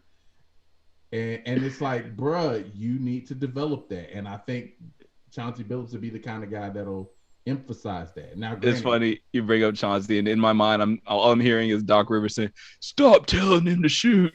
He's not gonna shoot. He's not. That's just not who he is. He's not gonna shoot, man." Like, okay, Doc, I had to put that pressure on him. Yeah, I mean, but that was the thing. They fired Brent Brown because he put too much pressure on him to work on his shot and get shots up. But man, then they get Doc, who just didn't make him do anything. And then stop telling him to shoot. When they lose, it's like, hey, can you win with them? I can't say that we can win with them. Like, bruh, nah. But like I said, I think that move would make the most sense and help Portland contend in the West. Get like I said, trade CJ McCollum, Nurkic, get you like a Danny Green and a Ben Simmons, and it could seriously help you be more competitive in the West. You might not be a contender, but you could be more of a competitor. I'm going to piggyback off that trade. And actually, what do you think of this? Nurkic and McCollum and a second for Ben Simmons, Matisse Thybulle. So you take a step down from Danny Green, and Dwight Howard. Matisse Thybulle's probably better than Danny Green. Not offensively. All right. Like they probably value him more, though. They probably value him more than Danny Green. So, I mean, you'd probably take a second for Matisse Thybulle, though. Because, I mean, he only averaged 3.9 and 2. So yeah, he's not as when Danny Green gets hot, Danny Green can put up 20 plus. Yeah, I mean, it's a record. He held the record for most threes in the finals. Yeah, and then the next game he was like 0 for 11. Right, but I mean, everyone's always going to have that memory of Danny Green in their head. So for Ben Simmons, Matisse Thybulle, and Dwight Howard, that actually would be a very, very good move. Now, you know, offensively, Dwight Howard, I don't know if Dwight Howard and Ben Simmons can coexist, considering, you know, unless Ben Simmons unless they're able to get Ben Simmons a lot more confident as a shooter. But I do like that, because they go from arguably the worst defense in the NBA to one of the top one of the top defenses in the NBA in an offseason, and you didn't have to lose Dame to do it. Right. So yeah, Dwight is exactly the kind of player they need, like honestly, because they're so soft. I mean, they got Robert Covington playing center. It's like, you know what I mean? And when Enes Kanter can come in and do a better job defensively than your starting center, you're in trouble. Yeah. So both y'all pretty much think he should stay in Portland. Yeah, I don't think there's no – the value of Dame is so high that trading for him would just decimate you. You would have to give up so much. Kyle Kuzma, Andre Drummond, Caldwell Pope, 3 first-round picks. Schroeder. You'd have to do like a sign and trade with Schroeder. You'd have to do our 1981 championship rings. The only teams that it would make sense to give up that much, though, would be a team with a player like LeBron, because there's going to be a bunch of players just like Andre Drummond. I mean, we called it at the beginning of the season, of the NBA season. It's like, do they have enough? It's like, well, they could use a piece here and here, but we know when someone gets cut and goes somewhere, they're going to want to go to one of two places. They're going to go either play with James Harden, Kevin Durant, or with LeBron, because they know that's going to be the people that are going to take them to the best chance of getting a championship. Oddly enough, both those teams got hurt and neither of them had the chance. But that's the only other type of team that would make sense to do it, that you could literally just mortgage half your team for them and just fill that in with other veterans that are going to want to come play and play with LeBron, Dame, and Davis. So that being said, what team, just hypothetically speaking, considering that they would have to mortgage a lot of stuff as well, what team does Dame have a better chance of winning a championship with, the Lakers or the Sixers? I'll go real quick. The Sixers, just because it's the East. That's tough. That's tough because I would say the Sixers, because you get Embiid and Dame could be something special. Yeah. I mean, yeah. Dame and Embiid in the East is the best duo, hands down. I know there's Kyrie and KD, James Harden. Well, that's a trio, though. Yeah. They're an exception. But I will say this though, just about trade. And I was thinking about it, and that's like other teams who have the draft capital potentially who could put up an enticing trade. The only two teams I could think of are Oklahoma City and probably Boston. Those are probably the only two teams I believe have the draft capital to do an enticing trade without having to give up too many key pieces. Now, if Dame went to Boston and you compare him with Jason Tatum and if you didn't lose Jaylen Brown and you could keep Jaylen Brown and Jason Tatum and put Dame in that, it could be something ridiculous. But you'd also have to give up like a Taco Fall. Taco Fall. They don't want Taco Fall. I almost think, even though like that trio would be very comparable to the Brooklyn one, I still think that if Dame went to Boston, it would be more of the same problems that Boston has been having for the last 5 years. Like, you need a big man. A true point guard and they're no big, yeah. Yeah, like it's going to be a lot of the same, like, okay, who's going to shoot? Whose team is this? You know what I mean? Because Jason Tatum's been struggling with that his whole career there. It's like, am I the guy? Am I the guy? Can I be the guy? Please, please. And even this season, Jaylen Brown, it took him getting hurt because he was playing better than Jason Tatum. Some would say, like, he plays better defense than him, and he was averaging almost just as many points. But anyway, moving on. So most of us want him to stay in Portland. Oh, that's the conclusion. Yeah. So next thing, real quick on this one. So Kevin Durant, they were pretty much saying that this is one of the most evenly matched finals series that we've seen in a long time. And Kevin Durant chimed in. Let me read exactly what he said. So the tweet that he responded to was, "Bucks and Suns are giving us the best NBA finals we've seen since 2016. I just hope we get a game 7. And Easy Money Sniper responded, "Warriors Cavs 17 greater." And then this person responded, "Unbalanced stacked decks are automatically disqualified." And Easy Money Sniper responded, perfectly even matchup fan, top to bottom. So is this cap? Is this real? What y'all think of KD's take on 2017 being one of the most evenly matched finals that we've had in the past, at least since 2016? Obviously, that was the parameter. I'll let you go first, Micah. A gentleman's sweep was evenly matched.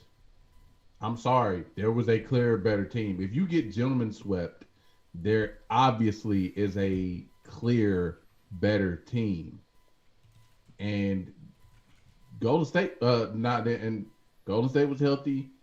Cleveland was healthy that series. It wasn't like in 2015 where Cleveland had a bunch of banged up players. 2016, Golden State was not healthy. Their MVP was hurt. No, 2017. I'm talking about 2017. Okay. Both teams were healthy in 2017. And then you get a rematch of the same teams, and it was even worse. It was a sweep. So that year, LeBron lost his whole. He traded everybody away so he could go to LA. No. That the next year was the sweep. The one where they had the game one.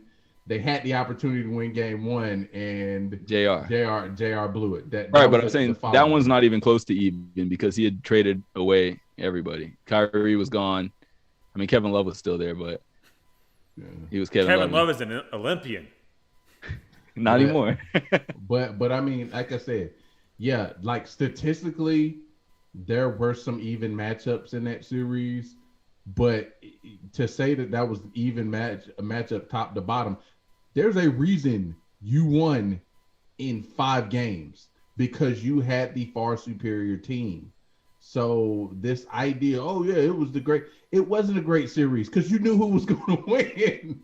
But we're not talking about great.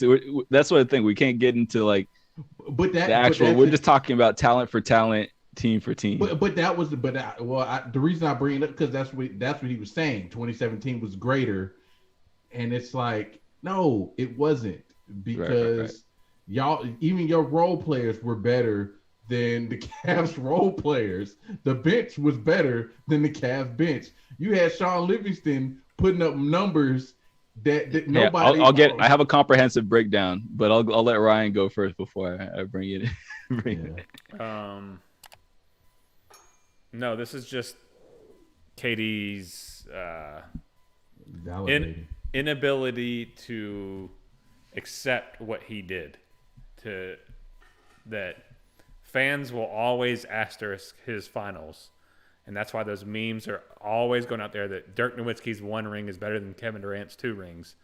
And it hurts his ego so that he has to validate that series in a way to fans somehow as fans we don't understand what the NBA players see and how it was an even series and there was just as talented. Like, bro, you joined a historically good team.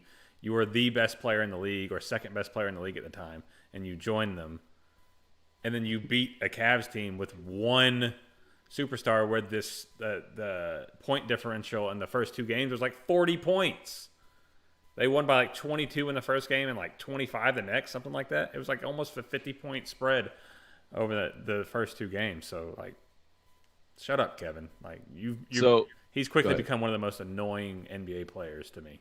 But listen. So while I do think that him responding to that specific tweet, it was his purpose was an agenda-driven thing. Obviously, he was trying to make a point, a subversive point, but I don't disagree with him, and I'll tell you why. So the reason he was saying that is because at the end of the day, what it came down to was him versus LeBron James. It was the so-called GOAT candidate versus the hoop god. So just matchup for matchup, let's look at these teams. So it was Steph versus Kyrie. Stat-wise, Kyrie was 30, 4-4 on 47% field goal shooting, 41 from 3. Steph was 26 points per game on 44 from the field and only 38 from 3, but he also averaged 8, 9, and 2 steals per game. So he sort of won that matchup, even though Kyrie was a lot more efficient. Clay and Kevin Love, it was dead even, both averaged 16 points per game. With field goal, with low efficiency, Clay was 42% from the field. Kevin Love was 38 from the field. Clay was elite from 3, but then Kevin Love shot 38 from three to Clay's 42. But he also snagged 11 rebounds, 2 steals, and 1 blocks per game. So Kevin Love pretty much won that matchup. And then this is where it's sort of not as balanced, but still not as skewed as people think. So you have Draymond, Iggy, Livingston, and David West versus J.R. Smith, Iman Shumpert, Richard Jefferson, and Kyle Korver. This edge obviously goes to Golden State, but it's not huge, with both J.R. and Draymond being the only 2 out of this bunch to average in double figures with 11 points per game. The next best from Golden State was Iggy at 8, whereas Cleveland didn't have another player who averaged over 5. So obviously Golden State won with that. So out of the players who I would consider minor contributors like Tristan and JaVale, those 2 are pretty much a wash, 2 sort of bad centers. I'd say the Warriors had a lot more young guys to run out there like Clark and McCaw, and it gave them more hope as opposed to weathered vets like Darren Williams and Channing Frye. But the difference in their output is pretty negligible, so you can't really like give one to the other. Then finally, it's KD versus LeBron. LeBron had one of the most impressive stat lines in finals history, but it still wasn't enough. His 33, 12, and 10 on 56% and 38 from the field from 3-point was monumental. But KD's 35, 8, and 4 on 55% and 47 from 3-point was a clear statement of who was the more dominant force and the better player at the moment. Despite the teams matching up talent for talent, stat for stat, the series only went 5. And this is not indicative of the fact that the teams were not evenly matched, but it was instead emblematic of the issue with LeBron James's preferred style of play. Give me the ball and let me do everything. So team for team, talent-wise, yes, he was right to say they're equal, but it's the one-on-one between him and LeBron James that makes it obvious that bucket for bucket, LeBron was, at least in that series, not in the same league as KD. And the fact that he was able to, close that series out with Steph struggling, like I said, it was a weird time for him to come out and say that there. But I agree with him that those teams, and I'll even go as far as to say, because you were mentioning the year before, that team, if you remember going into that season, LeBron's team, that Cavs team with Kyrie, Kevin Love, and all them fully healthy, they were the odds-on favorites in Vegas to win the championship that year. So they were clearly a more talented team. And not only that, no one expected Golden State to have the best record in NBA history, let alone go up 3-1 in the finals. And yet they did. And despite high hell water and all that kind of shit, Steph's injury, Draymond being retarded, everything that went wrong, it still took them 7 games to beat that team with a clearly more talented roster. So I think that, calling that, like, people were trying to call that Golden State team a super team, but I think that was a very far reach at the time, just because of how well they performed. But the truth is after that season, the league caught up to them. They just played in a style that was innovative at that moment, and Steph was just that transcendent. So I don't buy into this thing that, they were that much better than that Cavs team, that Cavs team was clearly more talented than them. And that's all we're gonna say about that. No responses. All right, so since we talked, it's not even. It's not even. Not today. Not today.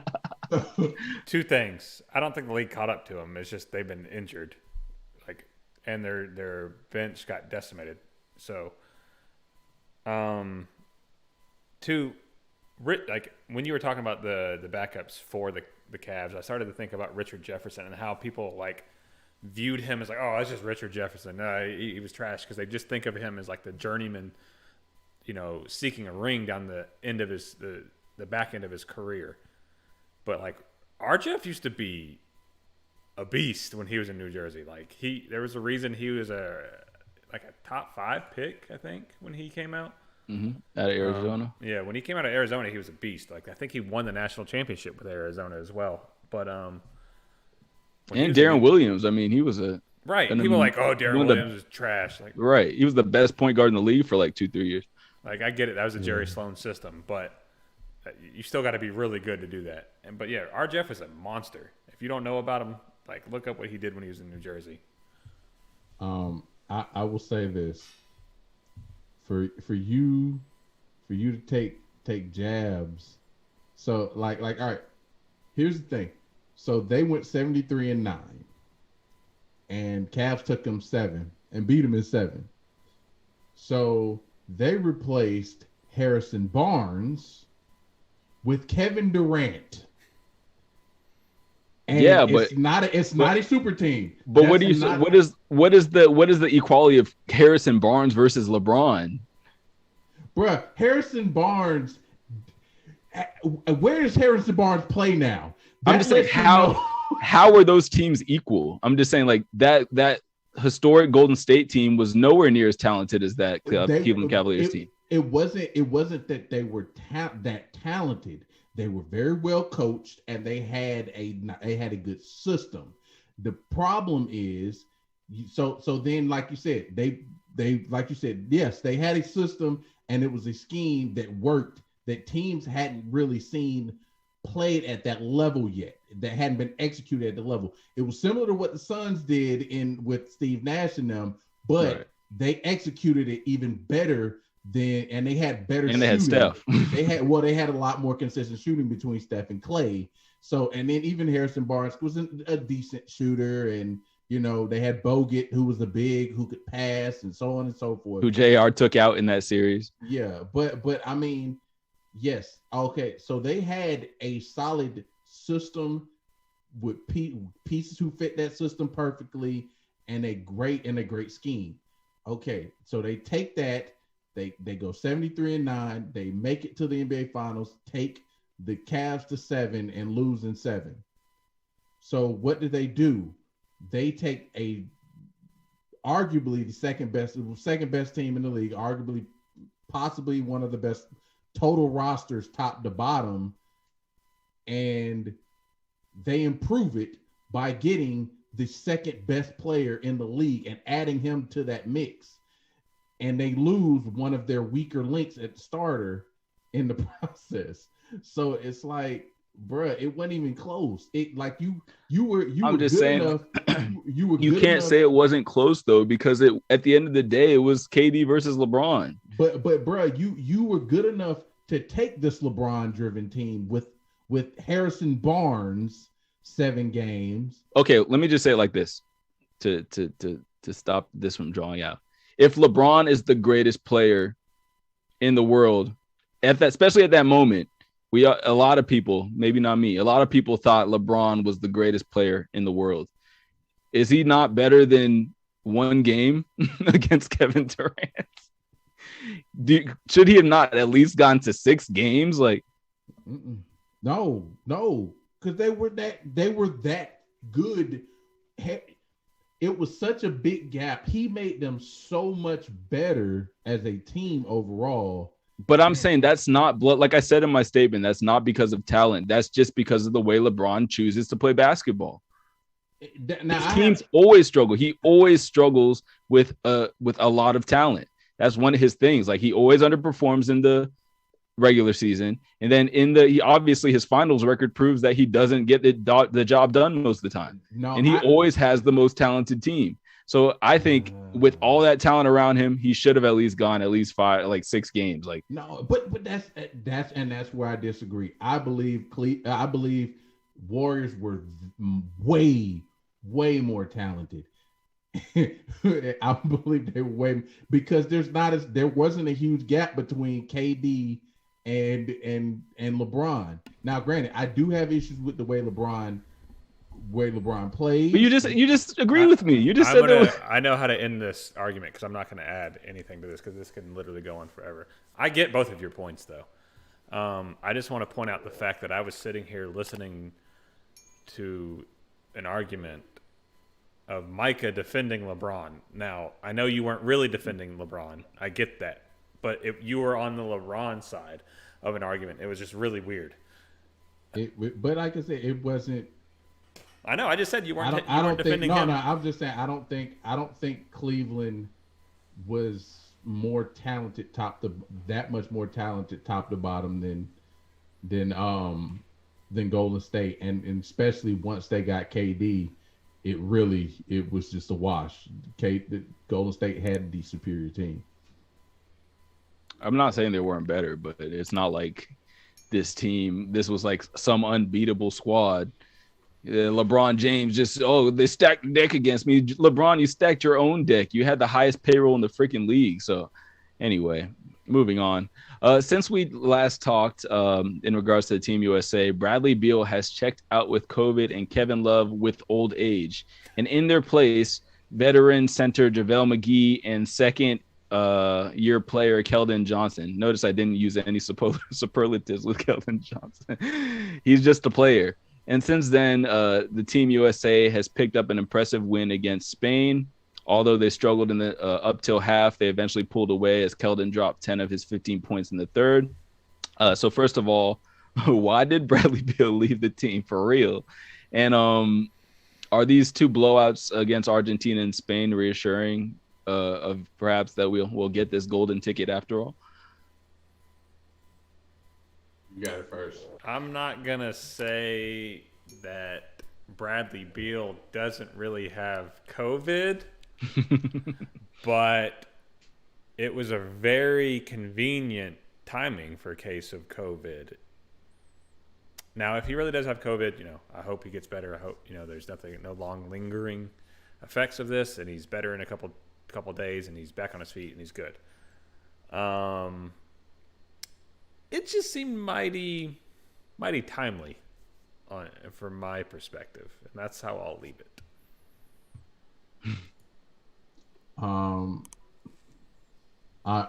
So to answer both of your questions, one, I think this is a conspiracy.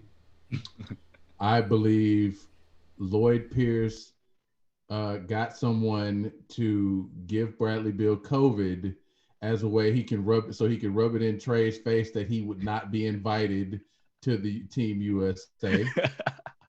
Just so the story would come back up. Yeah. So I believe he was petty. He was petty. He still holds a grudge for Trey breaking his ankles in front of his wife, his pregnant wife, and he had to do something petty against Trey because Trey has been taking shots at him on Twitter ever since they lost to Nigeria and to Australia.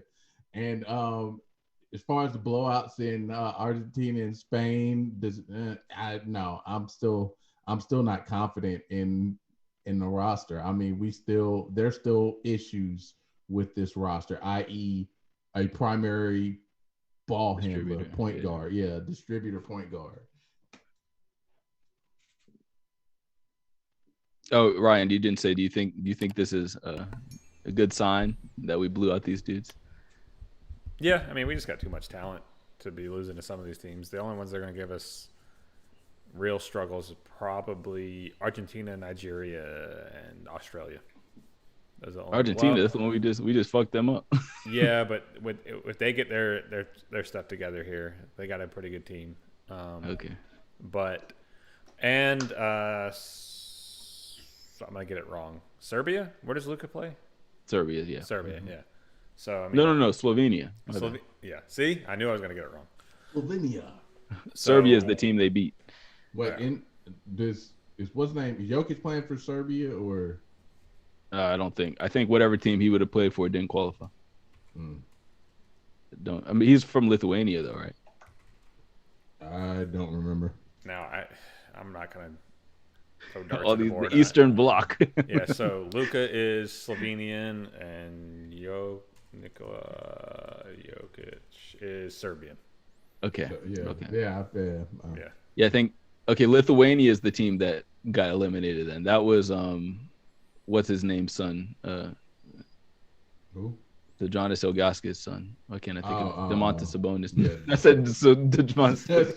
Yeah, what am I even talking about? Ilgauskas has a son? What am I even talking about? I didn't know Jack Sigma had a son though. That was crazy. He was dropping dimes, but he looked like he's like 40. He does. Well, he's 33. Okay, so how did he not get any love in the NBA? He didn't even get drafted. That's crazy. So I think Bradley Beal probably, maybe did get protocoled, but I think because like Jeremy Grant got protocoled too, but he decided not to leave. So I think he probably left because Zach LaVine is getting all of his minutes. And he was like, I'm not about to see that. But ironically enough, Zach LaVine, as of yesterday, was also put under protocol for the second time in the last couple of months and will not make the initial trip to Tokyo. So they will only travel with 8 of their 12 players as the finals are still going on, but could potentially end tonight. Side note, though, there's already 77 cases of COVID amongst the vaccinated athletes who have already reported to the Olympic Village. So it's a little bit worrisome. That Delta variant, man. All you unvaccinated people and Hey, don't turn this into a propaganda piece, Ryan. it ain't propaganda. It's just my point is the vaccination's not gonna help you, man. You better be careful out here. I think people took the vaccine and started acting like they had the cure for kryptonite. Well, no, it's the people who took the vaccine mixed with the people who haven't took the vaccine and acting like it's Whatever, man. You're not no doctor, Micah. You're not no doctor. My nickname is Dr. Micah. So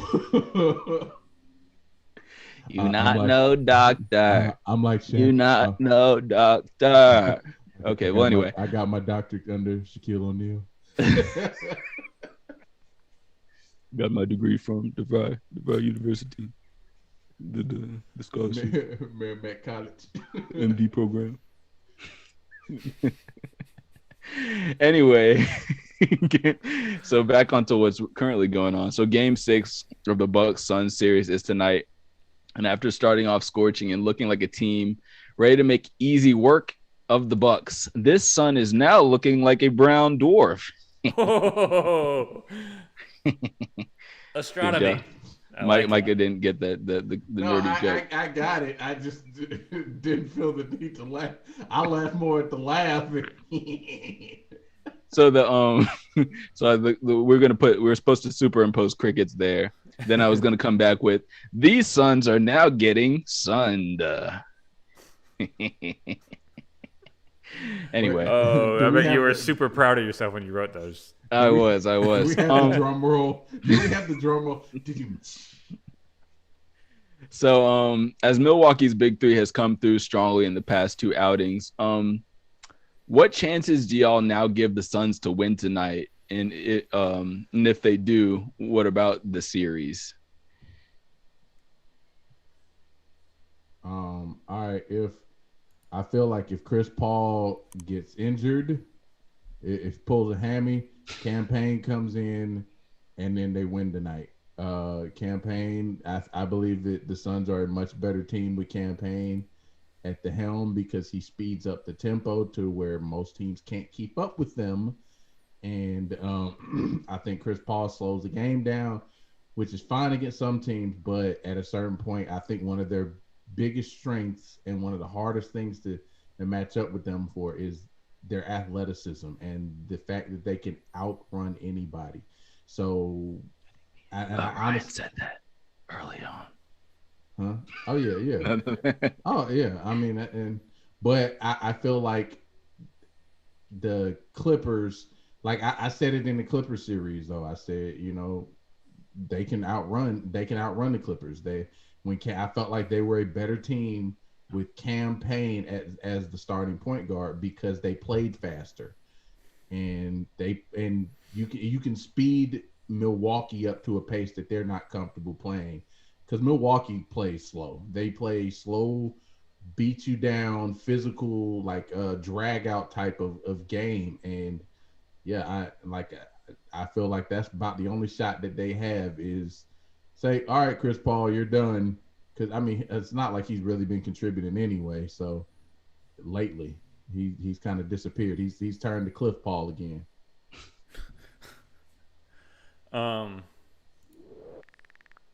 That's an interesting take, saying take the point guard out for Campaign. I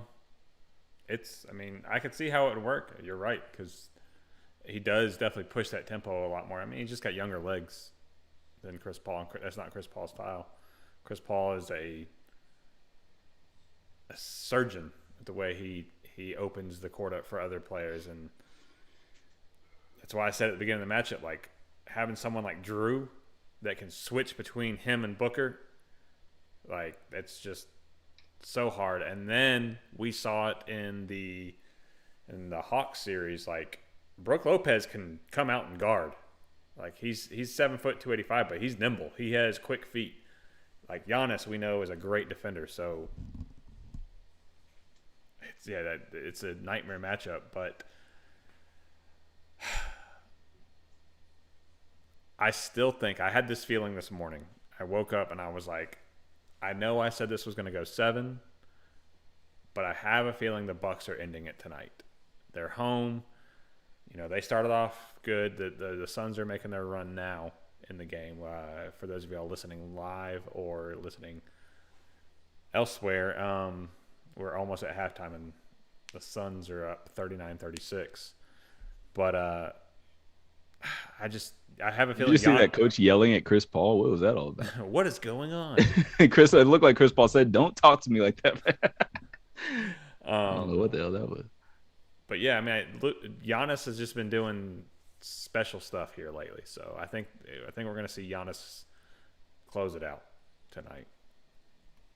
All right, I still think Bucks and 7. So obviously that means I think the Suns will win tonight, but we'll see. And then the question that coattails off that is, if Chris Paul does fail to win a championship this year, a 2-part question. Do you think he'll ever get another shot? And if he doesn't win one, what does this ultimately mean for his legacy and his overall view of his career, in your perspective?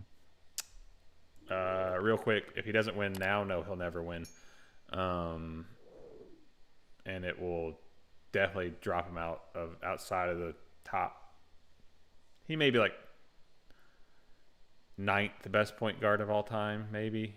But even then, that might be a stretch. Like, he may get some nostalgic love after he retires. I don't want to say posthumous because he's not dead, but yeah, I think, you know, when people really look back on his career, like, damn, Chris Paul really was like that good, and, you know, skill wise, we may have to bump him up here. But if he doesn't get some type of hardware in there, you just can't make the case for it. You can't do it because there's so many other point guards that have like a list like this long of things, and, you know, like who's gonna catch up to Magic? Besides Steph.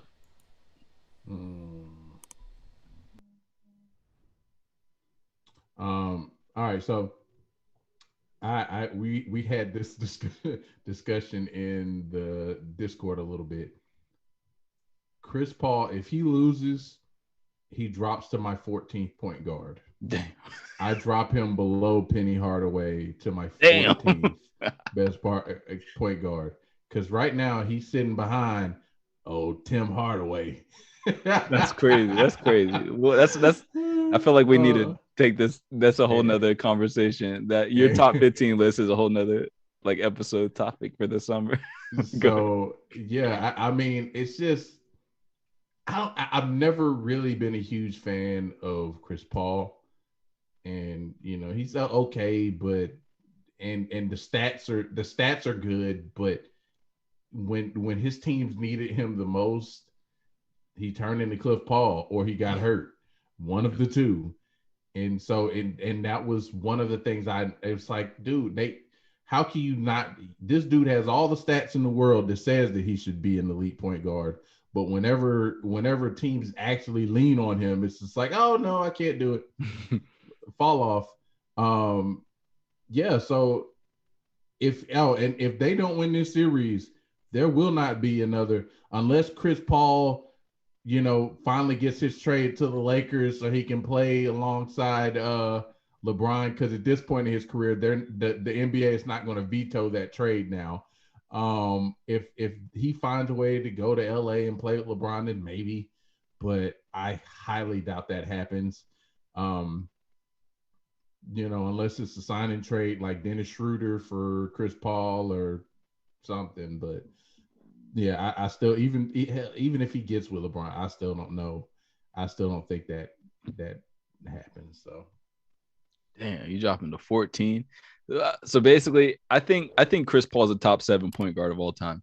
But I think that if he doesn't win, it'll be a lot of that kind of like Charles Barkley, Reggie Miller energy. When anybody who watched them knows how good they were. But when it comes to like, you know, like now that especially a lot of young people looking back, no one really knows how great Charles Barkley was. No one really knows how great Reggie Miller was out of context of their stats.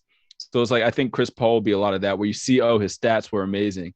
And then even like you could even go, which people won't do, but you could go as far to like, oh, like look at all the teams he was on. They always had great records. Oh, look, like no one's going to be like, oh, this OKC team was terrible. How did he get them to the playoffs? Because that's going to be lost in history. So I think with him not winning a title, some of those like details of how good he actually is will get lost. And it'll just be like, okay, he was another great point guard, but he wasn't top 5. You know what I mean? I think he definitely needs hardware to be remembered in a more positive light just in 20 years from now, you know, because otherwise he'll just be another great player. And there's a lot of great players, you know what I mean? But definitely, I still think he's a top 50 player of all time. I definitely think he's a top 7 point guard. Yeah, pretty much. And we'll table this Isaiah Thomas, John Stockton thing, but because I think that could get deep. But yeah, I was shocked with y'all that it's not even a debate to y'all that John Stockton is better than Isaiah. But anyway, that will do it. Huh? I'll say this. If Chris Paul had won, he would have jumped all the way to 7 on my list. But if he loses, he drops down to 14. How can you have Penny Hardaway ahead of Chris Paul? He went to a finals too. Tim Hardaway, though? Tim Hardaway, Run TMC, he had the killer shit. He was the killer crossover before Allen Iverson. Tim Hardaway didn't win shit. Plus he got a super raspy voice. Hey Ryan, I heard you're a Miami Heat fan. Nope, I'm not. Actually, I hate all things Miami. Oh man, yeah, but I liked him so long as a point guard, and he could score. He was a better scorer than Chris Paul. He could distribute. He had the handles, and he wasn't as dirty of a player as Chris Paul. So, okay, well, that's a preview, guys. Anybody watching down the road, when the NBA season's over, we're gonna have a lot of these. Like, what are your top 5 all time at this position? And then we can have those conversations about who's crazy and who's not. Who's smoking the drugs. Or if you want to have them with us regularly, we can do them in the Discord. Oh, yeah. Is there somewhere they can go jump on that Discord? How do they know how to get there? It's actually in the chat right now. So if you're watching live, you'll see it in the chat. I had the link there. Well, it will also be pinned in just about every video we post now. I'll go back in and drop it in there. Or just, send me your Discord on Instagram and we can get you in that way. We got about 31 people in there right now. So it's just a fun time to talk sports with people who genuinely like and know sports. It's a lot of core guys. So we're trying to get more like, fan interaction too, because we have a lot of opinionated, but we need more people who are like stands for us and will come and defend everything we say instead of everybody just disagreeing with everything everybody says. These guys are right. I like their show. You right. guys are idiots. Boo. Right. So, yeah, that's going to do it for the layup, a.k.a. the finger roll, a.k.a. jelly time, a.k.a. points in the paint. I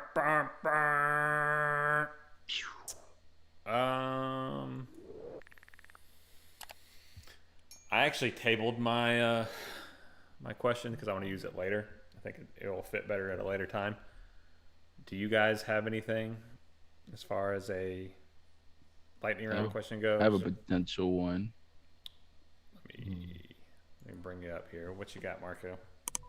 So what sport do y'all think requires the most skill, and what sport requires the least skill out of, like, let's say the 5 major sports? Ooh.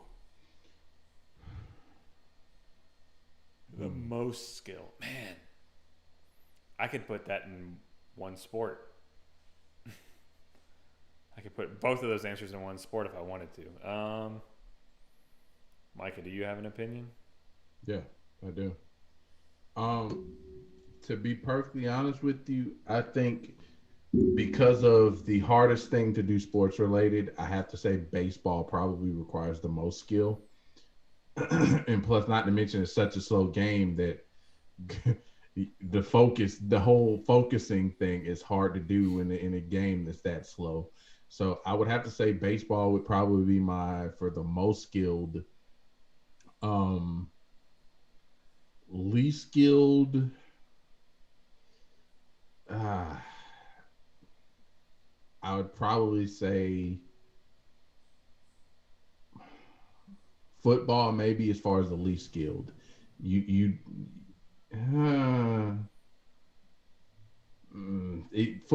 Basketball. I might go basketball because you don't necessarily have to do anything particularly. I mean, you have some dudes in the NBA that it's just like they don't do anything particularly well. They're just tall and they're in the league. So yeah, I probably have to say basketball is probably the least skilled. Right. Man, sometimes I have a bias to think soccer takes the most skill just because I suck so bad at it and I don't understand how people can move the ball so well with their feet like that. Yeah. So I do agree that hitting, a curveball or a slider or something like that is probably one of the hardest things you can do in a sport because, if you've never stood in the batter box and someone throws above, really anything above 80, it's like, wow, that thing's moving. And, pitching is hard as shit, too. Pitching is incredibly hard. And knowing how to grip it and how to, just the amount of pressure on each finger, where to put your fingers, how to throw a certain pitch, like it's incredibly precise. It's such a precise sport. And I think that's why, as well, it gets kind of a bump as far as skill goes because of the precision it takes and how it's, it's really a game of minute detail in the batter's box and on the pitcher's mound. But outside of that, you got to be really skilled to play the infield. In the outfield, reading the ball is hard, but you're not I still think a wide receiver or a cornerback's job is way harder than what you do in the outfield. God, I don't know. That least skilled, I'm going to have to go basketball. I think I'm going to agree with Mike on this one. Maybe not so much nowadays because of positionless basketball, but there was a point in time where you could just be an athlete and be really good at basketball. Really good, shooting wise. Darius Miles. Right, Darius Miles' jumper is broke. Derek Coleman. He's a big ass motherfucker. Honestly, too, if you think about, I had mentioned it earlier, Ben Simmons is really good because he's tall and he's athletic. He's actually skilled, though. He's skilled. He can handle and he can pass, but he just can't. He doesn't have the shooting skill. Right, but he doesn't have the finesse side of it. He doesn't have, that real skill side. He's not doing these step back dribbles, shots, and all these type of things. It's just not there. Just, I don't know. But he's still, a really good player in the NBA. So right. I'll go basketball, even though it takes incredible skill to play in any sport. Right, especially on a pro level. Yeah. But just generally speaking, I think probably because I look at it as there's a difference between skill and talent, right? It's I feel like in NFL, it's probably one of the most talented sports, but it's not one of the most skilled because there's a lot of positions that, you're either bull rushing or a running back. You're just you're trying to find holes. And obviously the skill is cutting back, but a lot of people can run in different directions. Wide receivers, you're catching. Besides the quarterback and maybe kicking, there's a lot of those skills are probably things that your normal person couldn't do on an amateur level. But most, you put any normal person in some type of thing, in a pickup football game, and most people could be semi-competent in the simple task of anything that's not a quarterback. I think most skilled, I'd say baseball, but I don't like giving baseball love, so I'm gonna say, and soccer as well, just like you said, because I suck at it. But I think basketball is one where it's if you don't know what you're doing, it's one of the easiest sports to look really bad in. Because dribbling a ball alone is a skill. You know what I mean? So if you don't know how to dribble a ball, you're really just passing, or you might dribble off your shoes, or or if you don't know how to shoot, then it's I feel like if you don't have skill, you're the most limited in basketball. Maybe that's not the most skilled sport, but I think in order to play basketball, there's a ceiling that you'll be completely embarrassed if you're not at, you know, whereas in other sports, there's like in soccer, like you could be a goalie maybe and not be the most skilled, but even though that takes a lot of skill too, but even on the lower levels, I think like if you don't know how to dribble a basketball or shoot a basketball, even if you play in a rec league, you're going to be very embarrassed. You can't, basketball is one of the hardest to hide in for sure. Yeah. But I also have seen, like, I remember coming up through, like, you know, watching some of my friends who did play AAU, you know, you often had that one team who had that 6'8", like 12-year-old, and they literally, all he do is stand under the basket and they just throw it up to him. And then run down the other end of the court. Right. Yeah, and then that's the talent aspect. Right, at the lower levels for sure. You know, yeah, you can definitely. But as a pro, yeah, oh yeah. But I mean, if you're talking about a pro level, there is skill. But I do feel like there are plenty of people who've made the NBA, and like you said, we're just freak athletes, but weren't skilled. Like and Darius Miles. Yeah, and I mean, even like Ben Simmons. No, Dwight Howard. Dwight. Even Giannis. A lot of people were like, Giannis wasn't skilled. For a long time, people were like, Giannis doesn't really have skills. Even James Harden trolled him in some interview a couple years ago. I mean, he was like, oh, I wish I could just, you know, be really big and, you know, and Euro step to the basket all the time, but I actually have to play with skill. Right. Yeah. But like I mean, is PJ Tucker skilled? No. Right. He's in the finals. But shooting is a skill, right? And he can hit corner threes. But I mean, look at Dwight. Rate. What does Dwight do outside of push people to the ground and occasionally block shots? Rock bottom Lou Will. That's what I'm saying. Like, what does he do outside of bullying people, dunking, and occasionally blocking shots? It's like in the 13, 14 seasons he's been in the league. Well, it's been longer than that, isn't it? 04? Dwight's been here since 2004, I believe. 4, yeah, like 4 or 5. So yeah, like the 17 years he's been in the league, legitimately all like his offensive game hasn't progressed at all. He literally just blocks shots and bullies people. By the way, Pat Connaughton is about to lose this game all by himself. Is he? They are picking on him. I'm watching the play breakdowns and the plus minus as well. So the lowest outside of him is Jeff Teague at -5. All the other starters are like -3, -4, -2, which is like that's fine. That's like that's a back. What's and forth he at? He's at -17 already. Oh my God. I was like, why did Chris Paul just come on all of a sudden? Because he was dead quiet in the first quarter, and they went, that's the matchup we want. They're switching Chris Paul onto Connaughton. He's just killing them. I see in the chat that Chris Middleton had 3 fouls in the second quarter. That's what Harvey said. And I don't know why Taylor's calling me a hater, but you know what let the hate roll. Oh, probably because you said you love to hate on baseball. Oh, and baseball is his favorite sport. Yeah. But okay. Yeah. He dribbles up and down the court. Nah, it's funny though. You know, you're talking about that's exactly what they did with Herter against us. They just game 6. Herter's the weak link. Pick on him. 5 and 6 because Chris Middleton just went off against Herter in those. Yeah, when Cam wasn't in there. Couple of games. Yeah, his plus minuses look very similar to what you just described for Pat Connaughton. Connaughton, can to not pan. Cannot in. That pretty much does it for me. Unless you guys got anything you want to say before we get out of here. Anybody want to shout out? Any beads of wisdom you would like to? First and foremost, we both Ryan and I have mentioned this. Anyone who hasn't watched Loki, watch it. It's a very good show. Very good. Ooh. Real quick. Okay. I asked for suggestions in the Discord the other day on games, and I started playing Control. That is a game that, man, it's beautiful. It's one of the most unique games I've ever played, though. It's crazy, and it's absolutely awesome. So if you like single player games with good storylines, check it out.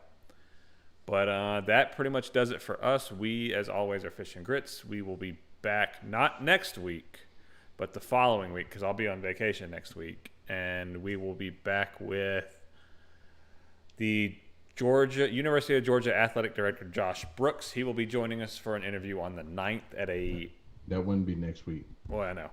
Will that be live, or were we going to do that one off? That's going to be live. So that's going to be at an unusual time for us. We will be going live at 5.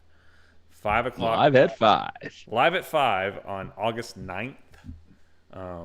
We will be live with him. So if you haven't already, submit your questions to us. We will put them together and ask him some fan submitted questions. We already have 5 of them. We could probably fit 2 more in there from the fans without it getting too long. Marco, I want to see how long you can actually hold that without your face starting to hurt. But yeah, check that out. And then we will also be sneaking in Mike Conti, either right before him or after him, a couple days on the other side. So early August, we got some cool guests coming up. So check us out. Smash that like button. Hit the subscribe. Turn on the bell. Join the Discord if you want. But we're Fish and Grits, and we're out of here. Peace, y'all.